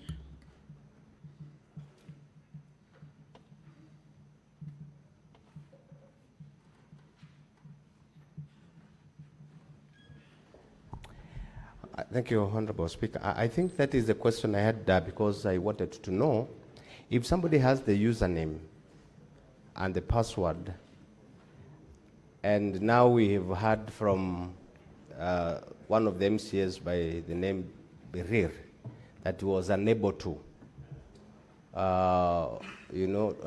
doesn't have any internet in his phone, and someone else is working on another phone, possibly will have forwarded the password and the username. So could someone else be able to log in or even vote using another phone? And that is the question I really wanted to know. Senator Aaron Cheriot, Majority Leader, did you request? Yeah, Madam Speaker, I beg your indulgence that you allow me maybe slightly more than a minute. This is the only chance that the people whose county is contesting this matter have the chance to speak in this House. Madam Speaker, I have a question to this expert. My first question is, did the expert really appreciate the assignment that is before them? If they did, I want them, because this is in the interest of establishing the truth, Mr. Speaker, to account for the report that he has brought to this House, particularly Annex 3, page 17 of your report. This case, by the way, boils down to 3 votes when all is said and done. Forget about all these issues about 9 and whatever, because Majority Leader, you know our standing orders are very clear. Okay, 2 more minutes. Mr. Speaker, I was explaining, and this is for even to assist the House, that eventually this case boils down to 3 votes and how they can be accounted for. Because if you read the affidavits of the County Assembly and those of the governor's team, there is a contestation only on 4 votes. The rest are already accounted for. It is only that in one of the votes, Mr. Speaker, that witness has sworn an affidavit for both camps. Therefore, we can choose to disregard. But I was pointing the expert to his report on page 17, Annex 3, to explain to this House whether he is certain and absolutely certain that the member written there as for Cheplanget ward, for Kapkatet, and Kapkugerwet ward, they are the 5th from bottom, 3rd, and 2nd last votes that came in. whether he can give with certainty that from what he saw out of his audit, that indeed these messages emanated from the registered phones of these members. If that is ascertained, Mr. Speaker, I know how to do the rest of my work.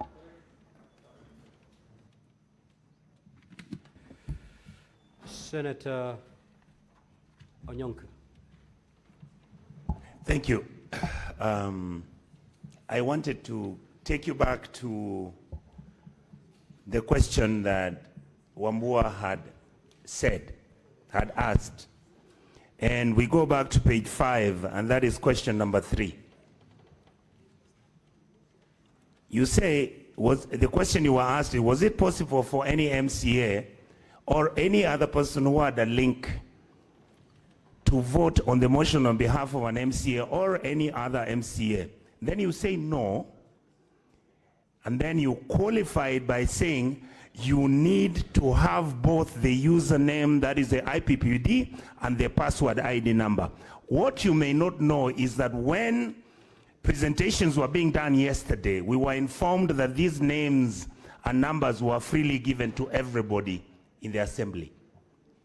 In other words, the private ID numbers and whatever that was being provided for. Senator Wakoli.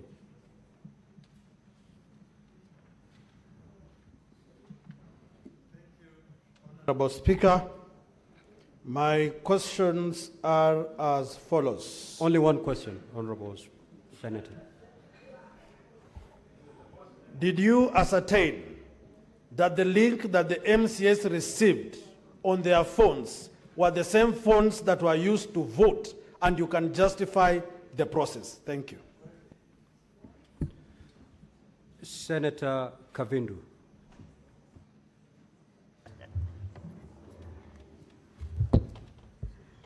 Chair, Speaker, thank you. My question is,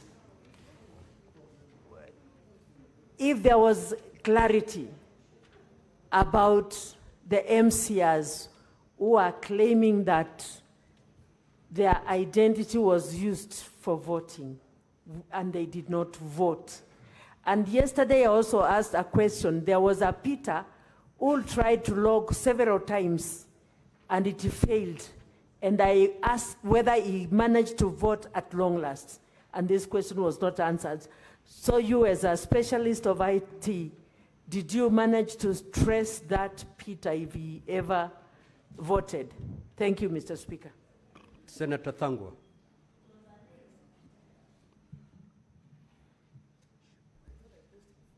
Thank you very much, Mr. Speaker. My question is very simple. We were told yesterday, and I tried to ask the same question, that 9 members voted from the same computer. Can you, Mr. Speaker, request that we have the 9 members try to vote as we see? Then we see how long it's going to take. From there, Mr. Speaker, we'll be able to know how much time that 9 members can use one computer with different IDs, different IPPDs, and they are going to vote, Mr. Speaker. So if you can direct that it's being, it can be demonstrated to us how 9 members can vote from one computer, Mr. Speaker. Senator Mogeni.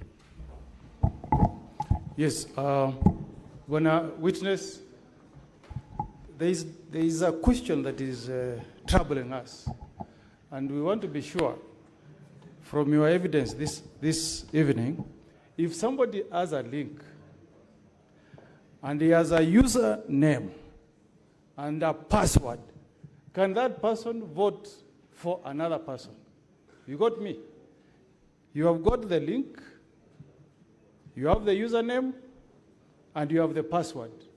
Can you vote for another person using any gadget? Okay, proceed to respond to those, and then I'll have another set for you. Proceed. Yeah, so the first question was asking whether, as admin, you could vote for an MCA.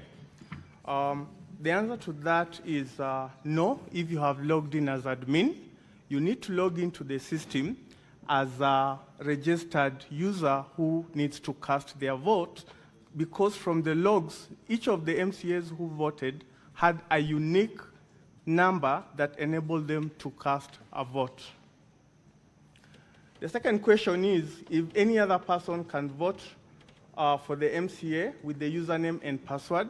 As I have clearly indicated, that is possible only if you have the MCA's IPPD and the password, which is the ID number. And the same answers the last question that has been cast by the senator who just took his seat. There was the issue of certainty based on page 17. And ideally, what we are trying to do here is to provide a correlation. The system has two modules. There is the system events module, the system security events module, and there is the vote activity, the voters module. So to address issues of source IP, as had been earlier questioned by the other council, we managed to actually map each of the vote cast with the IP, because this was an aspect of contestation that the logs that we have do not have IP addresses.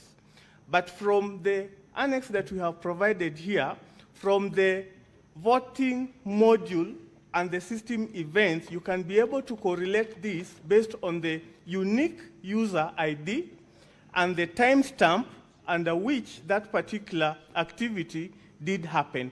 And this is basically to ascertain that MCA so-and-so cast his vote at this particular IP address and this particular timestamp. The other question was, if I have an ID, and it was actually an issue of clarity where I was being told that it is common knowledge that within the county, ID and passwords are already circulated. My response to that is not within my knowledge, because it's unique to the county, and I wouldn't have really known, because it is a culture issue within the county if that is their practice. I was also asked to ascertain the link and the voting process. As a practitioner within this field, we are guided by principles.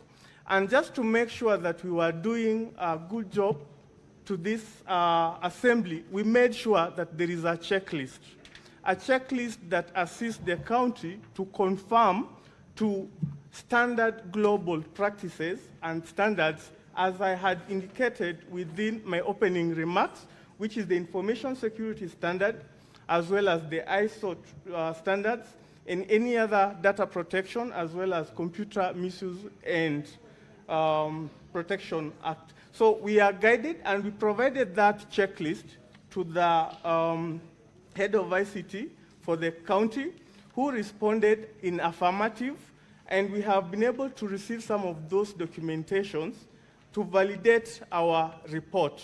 So the process of whether to ascertain that the URL that was provided and the voting process, that is a documentation issue which we have been able to be guided by the documentation that was provided.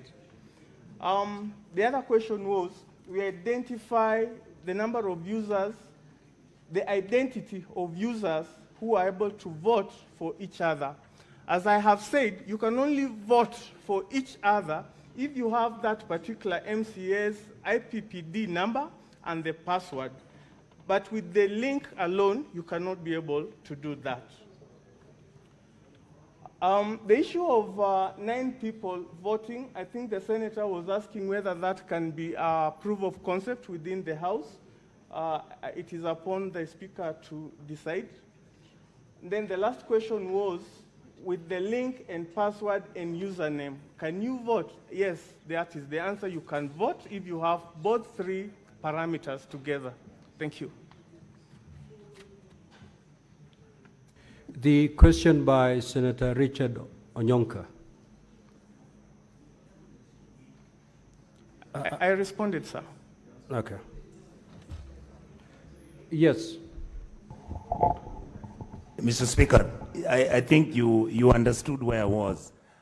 You were not aware that we had been informed in the evening, in the morning yesterday, that all the MCAs and the other members were actually given the numbers of their colleagues in terms of their IDs and their IP numbers.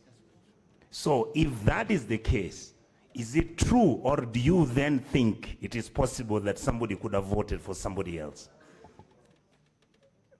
Mr. Speaker, I think with that information where you have user's ID and user's password, it is possible for you to vote on behalf of another person. Senator Chiranke. Mr. Witness, I've looked at Annex number 3, page 17, and of course your response. So in this, you can confirm that the 33 MCAs voted in the affirmative of the motion. Is it true? And was the system compromised as per your understanding in your expertise? I thank you, Mr. Speaker. Senator Boy. Senator is, yeah, then log out, Honorable Senator, please. Yes, Senator Fak, you may proceed. Thank you, Chair.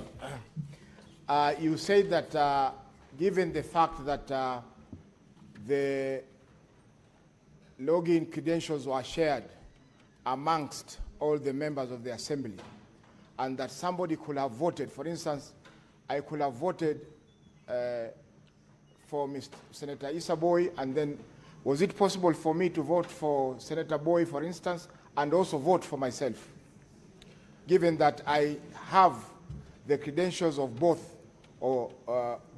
senators? Thank you. Senator Mungatana. Thank you, Mr. Speaker. Mr. Speaker, I want to refer the expert to page 5, Roman 5. There's a statement there where he says, towards the end of Roman 5, that there is no evidence of multiple voting, neither is there evidence of other compromise of the voting system and or any impropriety in the voting system and process. That statement, in view of even the questions you've had now, that and then the information we now got that there were static IP address inside the chamber, there was evidence of somebody saying that he was going to vote for somebody else. Don't you think this statement was a bit too much? Was it a bit too wide? That it was, because this statement is saying this system is totally fine.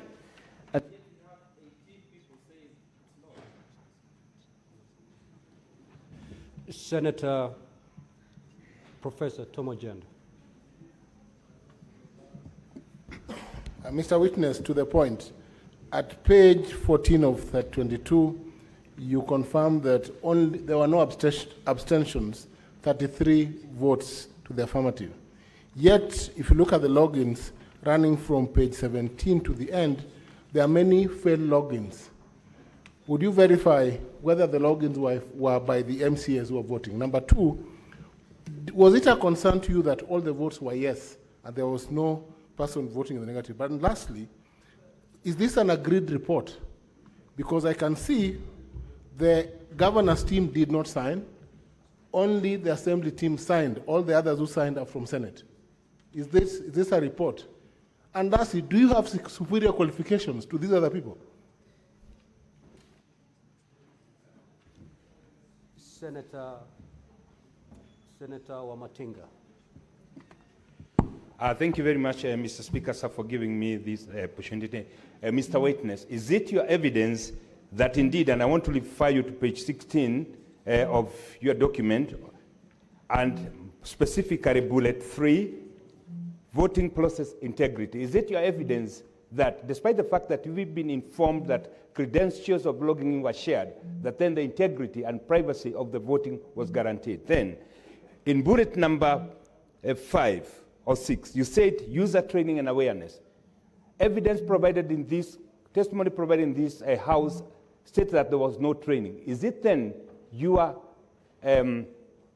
testimony that that training was done? Then the last question was, did you get to see the source code and see whether there was a limitation of the number of people who could vote in a certain string? Was the system in the source code, if you inspected it, geo-fenced, or was it accessible from any part globally? Then, Senator Christo Lasige. Thank you very much, Speaker. To the witness, you have clarified that there were about 9 IP addresses that were identical. Can you also verify if there were any others that were identical of the 33 votes casted? And can you verify from that list of 33 votes where each IP address is attached in terms of location? Senator Kinyua. Thank you, Mr. Speaker. Philip, because we are here in the morning and we have heard that there were challenges with this system, with the MCAs, and I want to quote Honorable Trump, who was here in the morning. And he did mention that they were being assisted, some of them were being assisted. In the course of assisting, was it possible that this person who was assisting would have voted for this member without his knowledge, that now that this person does not know this system? Thank you, Mr. Speaker. Senator Adi Okech. Then log out, Honorable Senator. Okay. Senator Mofire. Thank you, Honorable Speaker. Thank you, Honorable Speaker. My question is to the experts, and I want to know, as an IT expert, based on your audit, do you have confidence in the credibility and the accuracy of the results generated by the voting system? So at the same time, what could be the reason why we have 9 similar IP addresses and the others are different, assuming that they were all using one gateway, one Wi-Fi? Thank you. Senator Alan Chesang. Senator... No, proceed, Honorable Senator. Yeah, thank you, Mr. Speaker. My question to the IT expert. Now that on page 5 of your report, you had mentioned that it is not possible, Roman 3. That is a question of Roman 3. You had mentioned that it was not possible for any member of the county assembly to vote for another member. But again, now you've said that it is possible if they have their IPPD address and their ID number. So does that mean that your report, you're not sure of the report that you made? That is number one. And also, does that mean that you can also not assure us that this system is secure? That is number one. And also, maybe you cannot also confirm that you cannot detect. Senator Paris Tobiko. Thank you, Mr. Speaker. Mr. Witness, being the expert that you are, if you are the one putting up this system, setting up the system, are there other safeguards you would have put in place to secure the system and make it foolproof?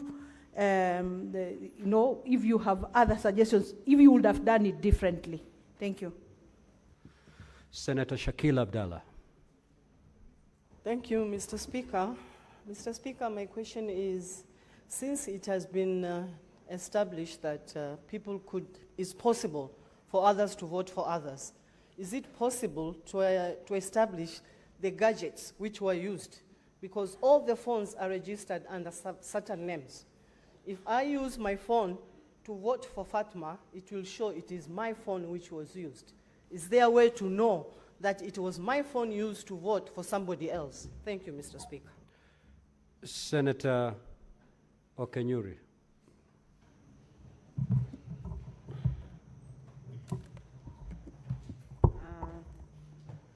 Thank you, Mr. Speaker. I would also wish to know on how long the system was open to allow members to vote. And finally, how do we know if the 9 people who are voting was one person who was voting 9 times? Thank you. Senator Olekina. Thank you, Mr. Speaker. Mr. Speaker, I just want to refer back the witness to the report. And I note that specifically on number 9, that the following persons were in attendance: Mr. Philip Irode, Mr. Joan Mukeire, the Office of the Governor, there was a council, and then there was an ICT advisor from the Mr. Weldon Langat, including the County Assembly, Alfred Korir Kimutai, Mr. Hilary Kiplangat, and then you had the Senate Secretariat, Mr. Zakayo Mogere, Innocent Baya, and Miss Marianne Karanja. The question that I want to ask you is very simple. This report, although you are the witness standing there to be able to submit and to present the report, were you the only person who came up with this report, or this report was a joint exercise by all those people who, by the resolution of this House, ended up carrying out this exercise? Thank you, Mr. Speaker.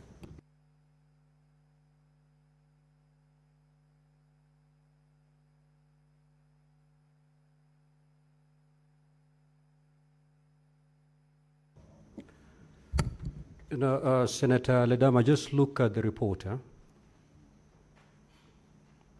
The owners of the report are 2, and they signed it in the presence of others. If you look at page 5 of 2022. Nevertheless, the witness will respond to your question. Nevertheless, the witness will respond to your question. Senator Hezana. Thank you, Mr. Speaker. And I rise to inquire from the witness on why there is an IP address appearing to have voted thrice, contrary to the IP address that they had indicated was supposed to be the one to vote. And I take note of that because it has voted yes thrice. Thank you. And I'm talking about the IP address 154.159.237.85. Thank you. Senator Kisang. Thank you, Honorable Speaker. Honorable Speaker, my question is on the last terms of reference for Philip. You were told, is there any evidence of multiple voting or compromise? I don't know, did you make use of these particular terms of reference to check if the system can be penetrated by hackers from outside? I don't know if you did, you attempted to penetrate the system so that for our comfort, we know the system is secure. Senator Mbugua. Thank you, Mr. Speaker. Mr. Witness, as an IT expert, whichever way this matter goes, would you recommend the Kericho County Assembly to continue using this system or any other assembly for that matter? Thank you. Senator Tabitha Mutinda.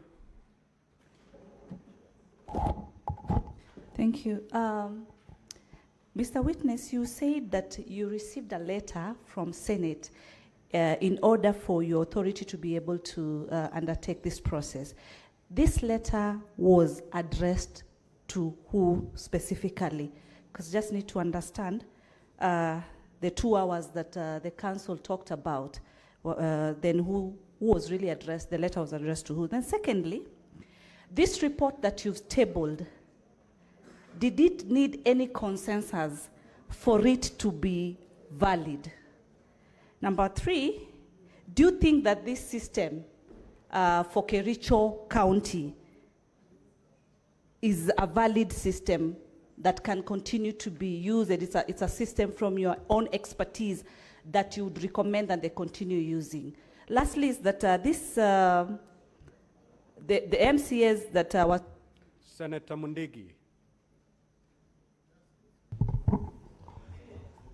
Asante Bwana Spika. Ningetaka mkurugenzi atuelezee kulingana na MCA, kuna pahali wanasema walitumia dakika 5 wakaongezea dakika 2 ikakuja na singine ikakuja dakika 11. Sisi hapa Senate wakati speaker anataka tofauti anatuambia toa kandi na uingishe na uweke namba uweze kufuti. Na kama imemaliza dakika kidogo kama haujaweza kuweka la ama ndio unakuta inaenda inapotea. Hii gadget ya Kericho kwani iko namna gani? Kwani iko tofauti na gadget zile zingine kama haija kuwa tembandi nayo?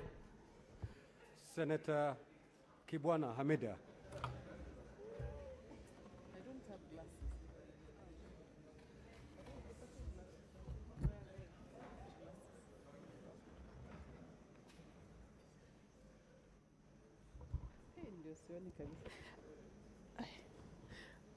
I can't see.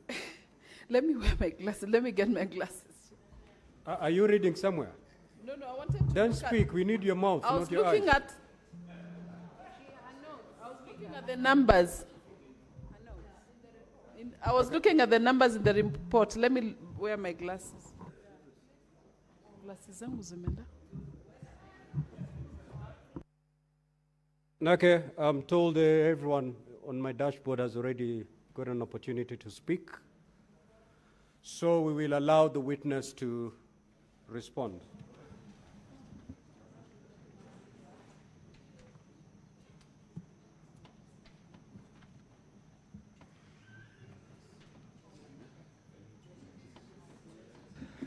Witness, I've given you the go-ahead to respond. Thank you, Mr. Speaker. I'll try and answer them in the order that they came through. I have quite a number of them. The first one was clarification if at all 33 MCAs did vote. And our response to that question, Your Honor, is yes, it's an affirmative. Power his microphone and put it closer to his mouth, please. The first question was if at all we can be able to clarify that at all the 33 MCAs were able to vote within the system. And of course our response to that based on the finding is yes, 33 MCAs did vote. We've provided evidence for that as per the logs provided within the system. The other question was, and this question has been repeated severally, whether if you have the link and you have the password and you have the username, you can be able to vote. And we have confirmed, yes, you can be able to vote for one another. However, the link was being sent to an individual user MCA. Therefore, once you receive your link, you are able to vote if you only have your username and your password. The other question was, if the system is okay based on the question 5. If we go to question 5, we were asked the question as was directed to us as ICT authority to respond was, is there any evidence of multiple or compromise of the voting system and or any impropriety in the voting system or process? And I will want us to underline the word evidence. Our field is based on evidence. I have to be able to provide evidence. And the evidence that I collected is based on the logs that the system has no evidence of multiple voting. It has no evidence of compromise or any other impropriety of the voting system. And that's what we responded to, based on evidence. The other question was,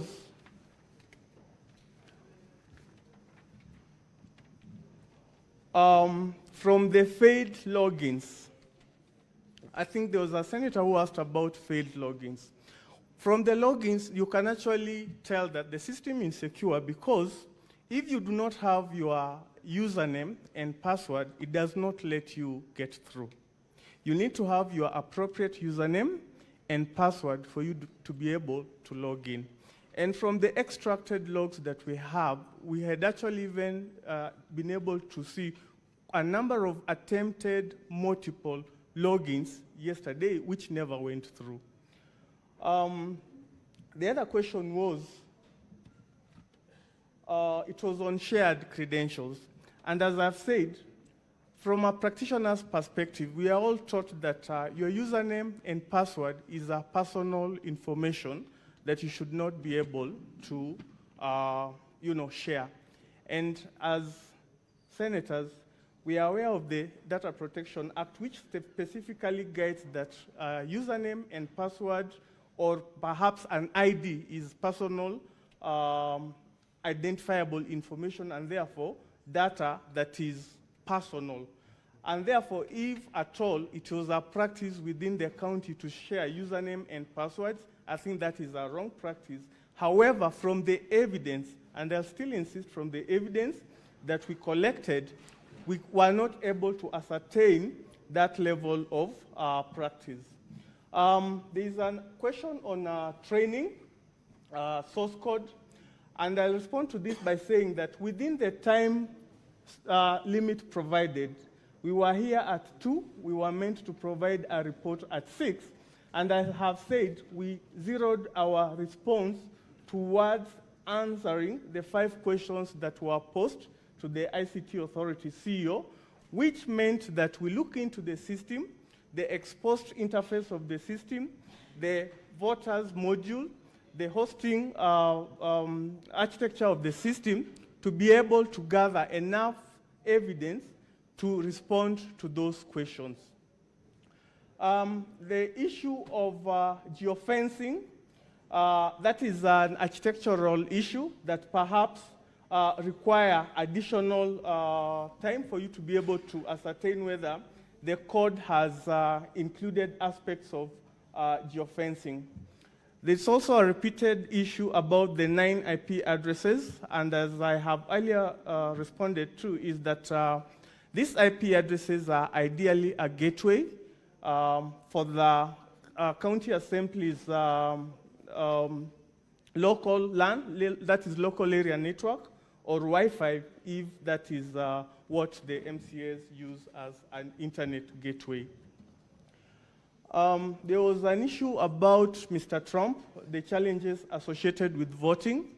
As a good practice, ideally, as I had said, from a practical ITGC, which is Information Technology General Controls, users are meant to be trained, and we received an affirmative Excel sheet that indicated that this had been done at the county.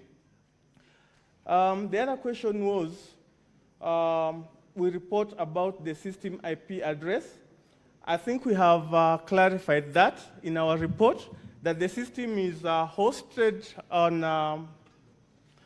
off-premise. That means not within the premise of the county. The system is hosted out of country. That is a host pinnacle. We have provided the published URL in our report that is on page 4. We were also asked to confirm whether the system is secure. I want to confirm that we did an internal scan within the system, basically, which is some sort of vulnerability pen test within the system.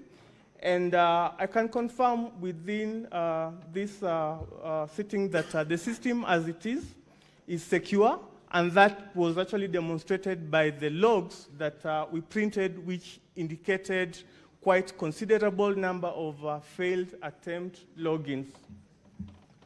The other question was, if you were to be the one setting up the system, what would you do? As a practitioner, there are guidelines and frameworks that we define that guide us on how best to set up the system.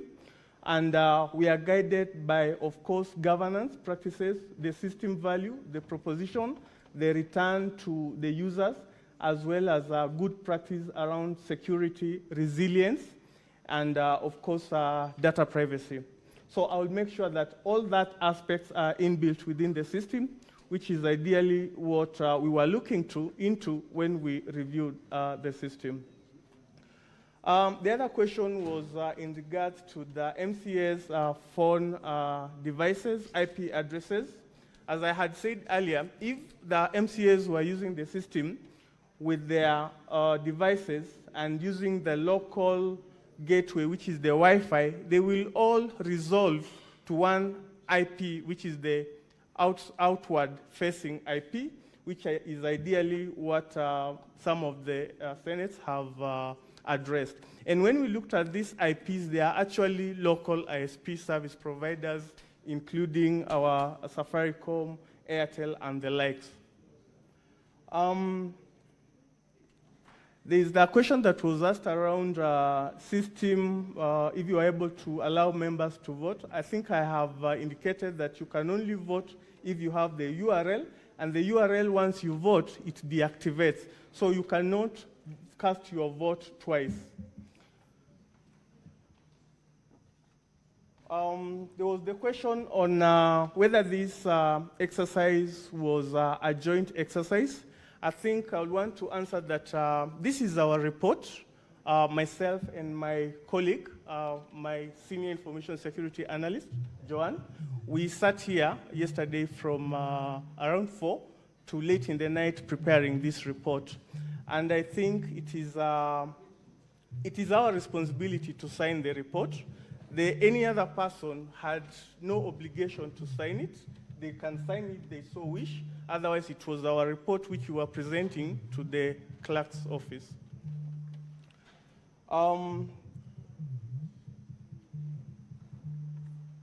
There is a question that has been asked whether IP 154.159.237.217 appears thrice. It is the same scenario. You can have, the architecture of mobile devices is when you are moving within the base stations, each base station has an IP address. So whether you are within the premises of a base station, you will definitely have one IP address if you are on a different ISP, if you are on the same ISP provider. The other question was on ideally whether we can ascertain that the system has been secured. As I have said, yes, we've done a scan using our in-house tools provided by the ICT authority, and we can verify that the system is secure, as it has been demonstrated by the logs that are part of our annexes to this house. Thank you, Mr. Speaker. I think I've... No, Thank I you. think, yeah, there are some questions. Now you've... yes, Senator Christo. Thank you very much, Speaker. Speaker, listen, I only have just one question, which had not been answered. To the witness, I asked you just one question. I said, let me restate it. I asked, you have 33 people who have voted, according to the report. And you say that each of the votes cast are attached to a particular IP address. Some are in clusters, meaning they're identical to others. But can you tell us with certainty the geographical location of each of those IP addresses? If 33 people voted, where exactly did they vote from geographically according to the IP address attached to their vote, Speaker? I will also allow Senator Omtata, who has difficulty with his card. You may now proceed. Yes, Senator Azena, you had an opportunity. Senator Omtata, proceed. Thank you, Honorable Speaker. We are having the expert, the authority, the expert of experts before us. The IC authority of the Republic should be the expert of experts. And listening to him, it's like he's walking away from this report. If he did not have adequate resources, like I'm looking at answer number 4, you answer using, you put the word no in capitals, Yet, you have qualified it that you did not have enough staff to give us a credible answer. Because as you know, if you looked at what the County Assembly presented, those logs, there was no audit trail in those logs. And I appreciate that you had a very short time. You have presented your issues here. So I'm trying to struggle with the evidentiary value of this report.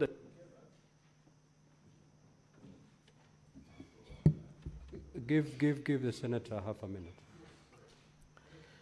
So, of what value is this report? And number two, for lawfulness, we are told about .go.ke and .co.ke. As the regulator of the system, can a county government be allowed to run a system on an open server or a private host, or must it be on a government host? It came up during submissions. Thank you, Senator Hazana. You're saying your question has not been addressed. Can you repeat it? Yes, Mr. Speaker. The question has not been answered because I asked how come there were 3 MCAs who voted using the same IP address, and he has said that it was, if one person is using their phone and moving around the vicinity into different locations, that it will use the same IP address. But this is 3 different MCAs from the code of the MCA. Thank you, Mr. Speaker. Okay, 5 minutes, conclude witness. Thank you, Mr. Speaker. I'll continue responding to the questions because I hadn't addressed all of them. There was a question that asked to whom the letter was addressed to. The response to that is the letter was addressed to our PS, who's the PS State Department for ICT and Digital Economy, requesting the ICT Authority CEO to nominate officers. Then there was a follow-up question regarding whether the report required consensus. Our response is no, because it is based on evidence that we have collected within the environment that we were working on. There was a follow-up question whether the system is valid. Yeah, I think if the system is valid and up to date, and the answer is yes. The system based on the scope and our surroundings that we were working on, yes, the evidence collected within the system are valid. There's a question that has been posed by Senator Mtata asking about the response to question, I think you mentioned 3. Was it possible for any MCA or any other person who had a link to vote on the motion on behalf of an MCA or another MCA? I have indicated here that the answer is no. You cannot vote for any other person, and I have qualified it. You can only vote if you have all the 3 parameters, which is the link, which was provided for by the County Assembly, and then your unique username, which is the IPPD, and of course a password, which is obviously meant to be private and privileged information. To respond to the other question that has lastly been asked, it is what value is the report? I think based on the matters at hand, your Honorable Speaker, this report is meant to guide us. We are responding to the questions that were posed to the ICT Authority in responding to the allegations of whether the system is a secure voting platform or not. And based on the evidence that we have provided before this House, in my field, we base our conclusion on evidence. And that is what we have provided based on the logs, based in the presence of both parties, and we have provided this to this House. We have clarified issues to do with IP addresses. IP is a Now, unique... witness. Yes, Your Honor. Just be very specific. Respond to the question by Crystal Asigi so that we end it there. Yeah, so the question asked by Honorable Senator is, are we able to ascertain with certainty MAC addresses? I'll still echo my earlier sentiments that MAC addresses are unique to devices, and MAC addresses are mapped to IP addresses. You need to have an IP addresses for you to access an external facing application. And based on the configuration of the system, within the logs configuration, the logs have provided an IP address which corresponds to a unique MAC address. However, within the logs within that voting system, MAC addresses are not configured as audit details to be collected. So you are not able to geographically place them? You can, using your IP, and ideally this is where the confusion between an IP and a MAC address comes in. A MAC address does not give you an IP a location, but an IP address gives you an IP location. And that is why we have used the IP addresses to confirm that these IP addresses were within the geographical location of the county assembly, because these are base station IPs. Order. Let the witness respond, Senator Hazen and Senator Crystal Asigi. Just conclude, witness.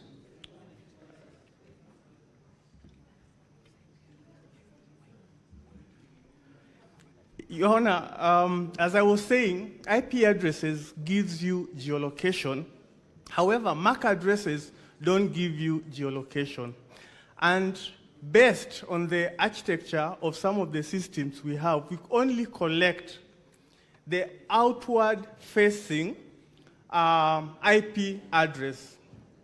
This basically means that that system is exposed to users outside. So you don't expose your internal IPs, but you expose your outside IPs. And the IPs that we have identified here are ISPs that belong to local ISP providers, as we have indicated, Safaricom, Airtel, and any other ISP within that geolocation, Your Honor. Okay. So assuming the senators vote the way Kericho did,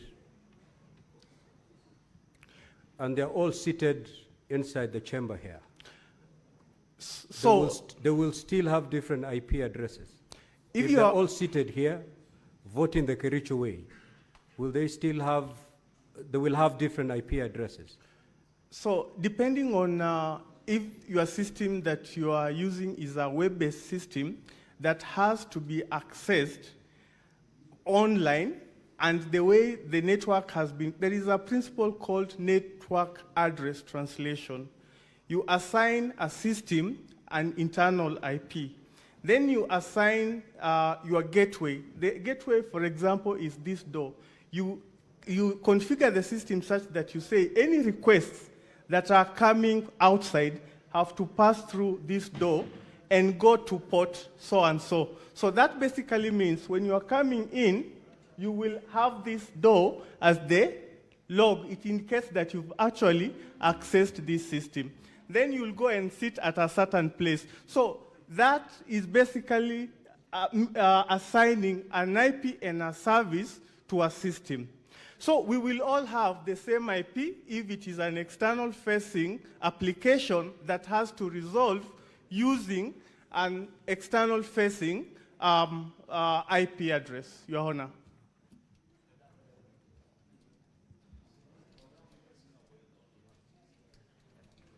Have a seat, Mr. Witness.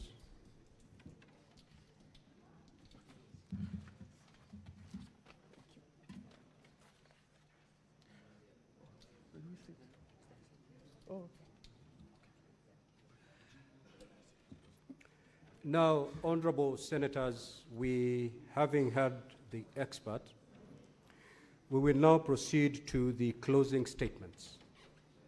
We will start with the County Assembly. You have 60 minutes to do so. You may utilize all of it, or you may utilize part of it, but the maximum is 60 minutes. Likewise, the Council for Governor, you have 60 minutes to also make your closing statement. You may proceed. Your time starts running from now. Thank you, Mr. Speaker, sir.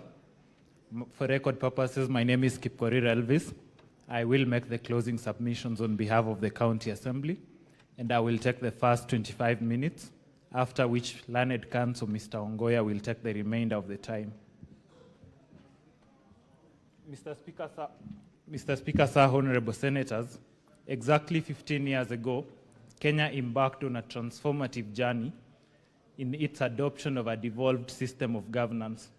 This was an answer to an enduring desire by many a Kenyan who earnestly yearned for public services closer to them. Indeed, honorable senators, devolution has been mooted as the genius of the 2010 Constitution, as it marked a complete departure from the previous system that had been characterized by marginalization, mismanagement of resources, runaway corruption, amongst other challenges. The term of the present governor, the governor that is on trial today, Mr. Speaker, sir, honorable senators, has marked a silent retreat to that dark past. Mr. Speaker, sir, honorable senators, county governments hold the key to effective service delivery.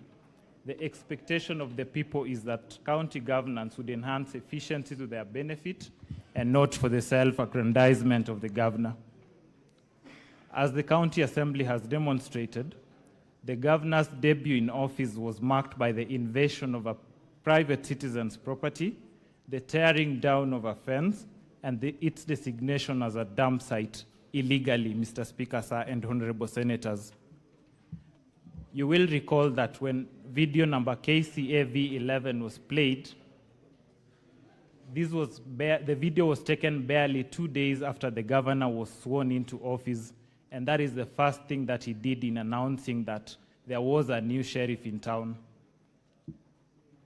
Mr. Speaker, sir, honorable senators, the facts of the matter before you and the evidence that the County Assembly has led disclose a sorry tale of maladministration and a failure of moral courage.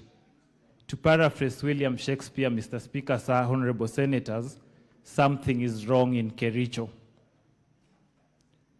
It is our submission that the County Assembly of Kericho has made an overwhelming case of bad behavior on the part of the governor. A classic betrayal of the trust bestowed on the governor by the residents of Kericho County. And Mr. Speaker, sir, honorable senators, the question we pose is whether bad behavior should attract any consequences. And the answer to that is in the affirmative. Those who are sent to public office, Mr. Speaker, sir, honorable senators, and elect to betray the trust that the people have placed in them, like the governor on trial today, ought to be impeached. Mr. Speaker, sir, honorable senators, impeachment is a constitutional instrument rooted in the Constitution of Kenya, Article 181, and is designed to protect the sanctity of public office and the interest of the people. The process before you today is therefore an affirmation of the supremacy of the rule of law and accountability of elected leaders. Briefly, Article 181(4) sets out the grounds upon which a county governor may be impeached or removed from office. The first one is gross violation of the Constitution or any other law. Secondly, there being serious reasons to believe that the governor has committed a crime under national or international law, abuse of office, physical or mental incapacity to perform the functions of the office. These requirements are mirrored under Section 33 of the County Governments Act, Mr. Speaker, sir, and honorable senators. And there is jurisprudence that confirms that the impeachments must be based on evidence presented and not on minor procedural errors or political differences in the county governments. This is a sui juris process, Mr. Speaker, sir, honorable senators, and it is not about the criminality or culpability, but the accountability, political governance, as well as political responsibility of the county governor. The standard of proof in our humble submission is that it is neither beyond reasonable doubt nor on a balance of probability.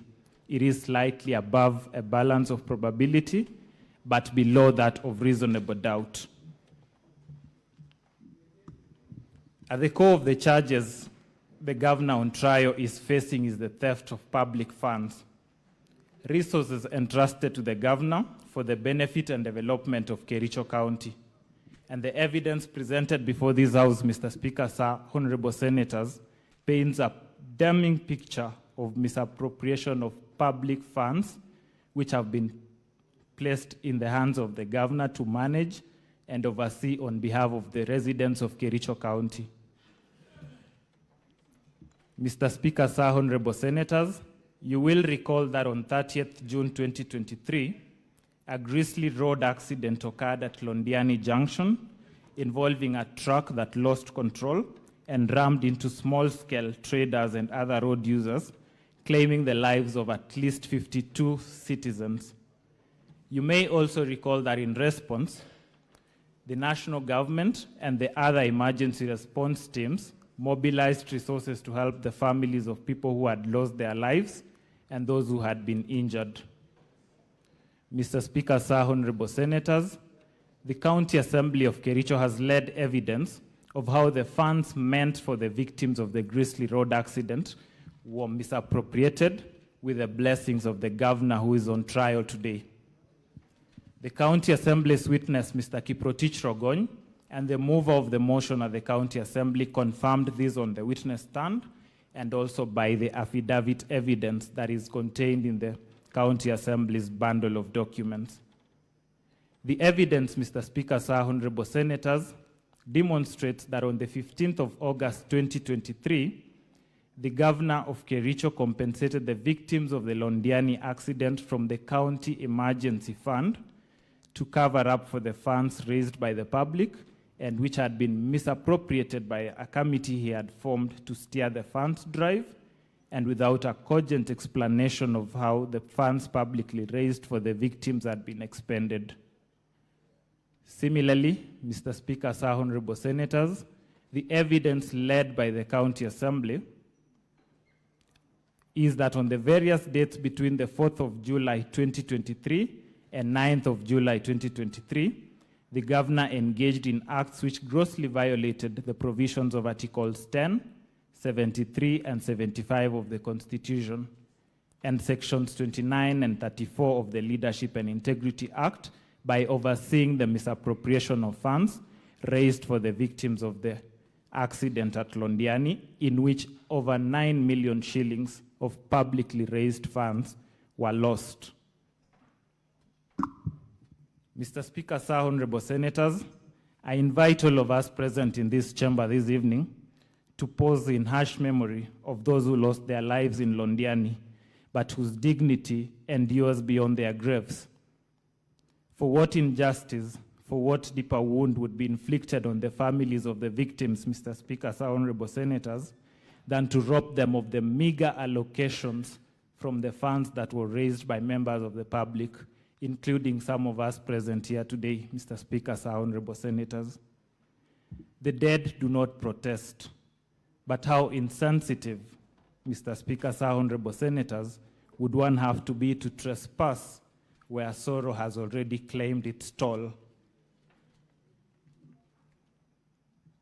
Mr. Speaker, sir, honorable senators, the governor has reneged on his undertaking to implement the report of the County Assembly ad hoc committee on the Londiani accident and the misappropriation of funds that followed the accident. There is evidence that the governor expressly supported a petition by those implicated in the County Assembly's ad hoc committee, and the cases that the County Assembly cited were Kericho ELRC petition number E006 of 2023, Dr. Wesley Bor and 5 others versus the governor, Kericho County Government, and 5 others, and Kericho ELRC E014 of 2023, Victor Tum and others versus the Governor, Kericho County Government, and others. Mr. Speaker, sir, honorable senators, the Governor has allowed himself, and the County Assembly has led evidence to this effect. The Governor has allowed himself to be a master of doublespeak in grave matters, and this has been in violation of Article 73 of the Constitution, which demands that at all times he demonstrates respect to the people and conducts himself in a manner that brings dignity and honor to the office that he holds. Mr. Speaker, sir, honorable senators, the Governor's response to this allegation is that the loss of the funds were occasioned by the people other than him. He then tells you that he has no power to take disciplinary action recommended by the County Assembly's ad hoc committee on the misappropriation of the funds meant for the victims of the Londiani accident. Surely, the Governor cannot have the grapes and the wine. Mr. Speaker, sir, honorable senators, the County Assembly has led evidence of how on 14th of February 2023, the Governor launched an initiative in Kericho called the Kazi Mtaani Initiative. In so doing, he drew public funds without a proper legislative anchor, public participation, prior approval by the County Assembly or the Controller of Budget, or the Budgets and Appropriations Committee. And Mr. Speaker, sir, the Honorable Kiprotich Rogony, who testified on behalf of the County Assembly, confirmed in his testimony that some contractors engaged by municipalities were not in the list of pre-qualified suppliers, and that the companies that were paid, yet they were not in the list of pre-qualified suppliers, included Citron General Works, Iglaris Company Limited, Edkiche Investments Limited, amongst others. Mr. Speaker, sir, honorable senators, evidence has been led to demonstrate that between January 2025 and July 2025, the Governor aided, abated, or condoned the fictitious payments for goods or services which were neither delivered nor done. Resultantly, the county government of Kericho lost approximately Kenya shillings 85,704,522.90 from the payments allegedly made for 1, proposed repairs, redecoration and re-roofing works done to council houses at Kipkelion West Sub-County, next to the Sub-County Administrator's Office. Mr. Speaker, sir, honorable senators, you were shown photos of houses at Kipkelion contained at volume 6A of the County Assembly's bundle of documents, for whose repairs, redecoration and re-roofing a sum of Kenya shillings 2,999,000 was paid to Dibral Ventures Limited. The report of the County Assembly Ad hoc Committee on Fictitious Payments and the testimony of Honorable Albert Kipkoech confirmed as much. Mr. Speaker, sir, honorable senators, the County Assembly of Kericho has tabled before this Senate evidence of local supplies orders that were generated on 20th of February, printed on the 25th of February, 2025, and signed on the 21st of February, 2025. It was demonstrated that the LSOs were prepared way after the payments had been made, and you were shown that the interim payment certificate indicated a sum of Kenya shillings 2,699,100, yet the payment vouchers indicated that the full sum of Kenya shillings 2,999,000 was paid. Mr. Speaker, sir, no evidence to the contrary has been led by the Governor.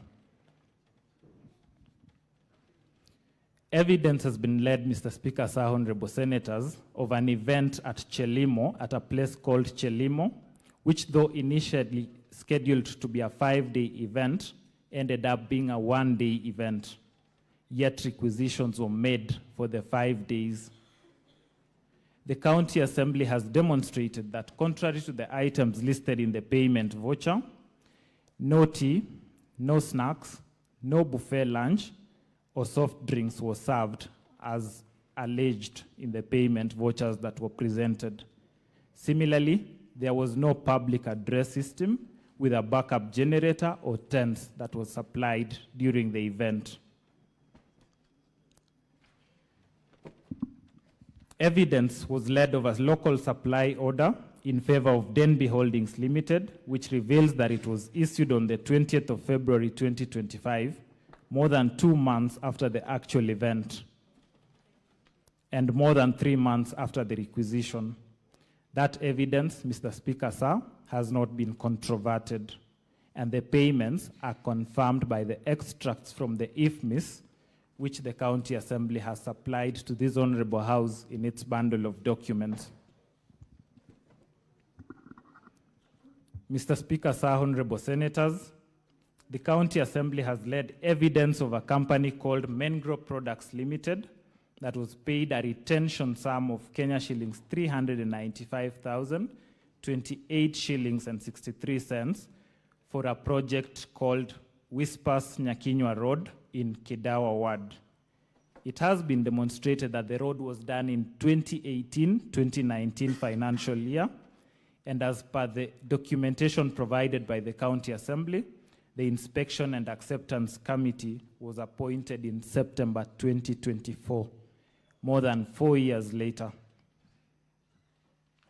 Significantly, Mr. Speaker, sir, honorable senators, the Assembly has produced a staff redeployment memo confirming that the person named as the Secretary to the Inspection and Acceptance Committee, one Lillian Chelagat, was at the time of the report dated 9th September 2024, not working in the said department and only moved to the department on 10th of January 2025, way after the alleged inspection had been signed by her.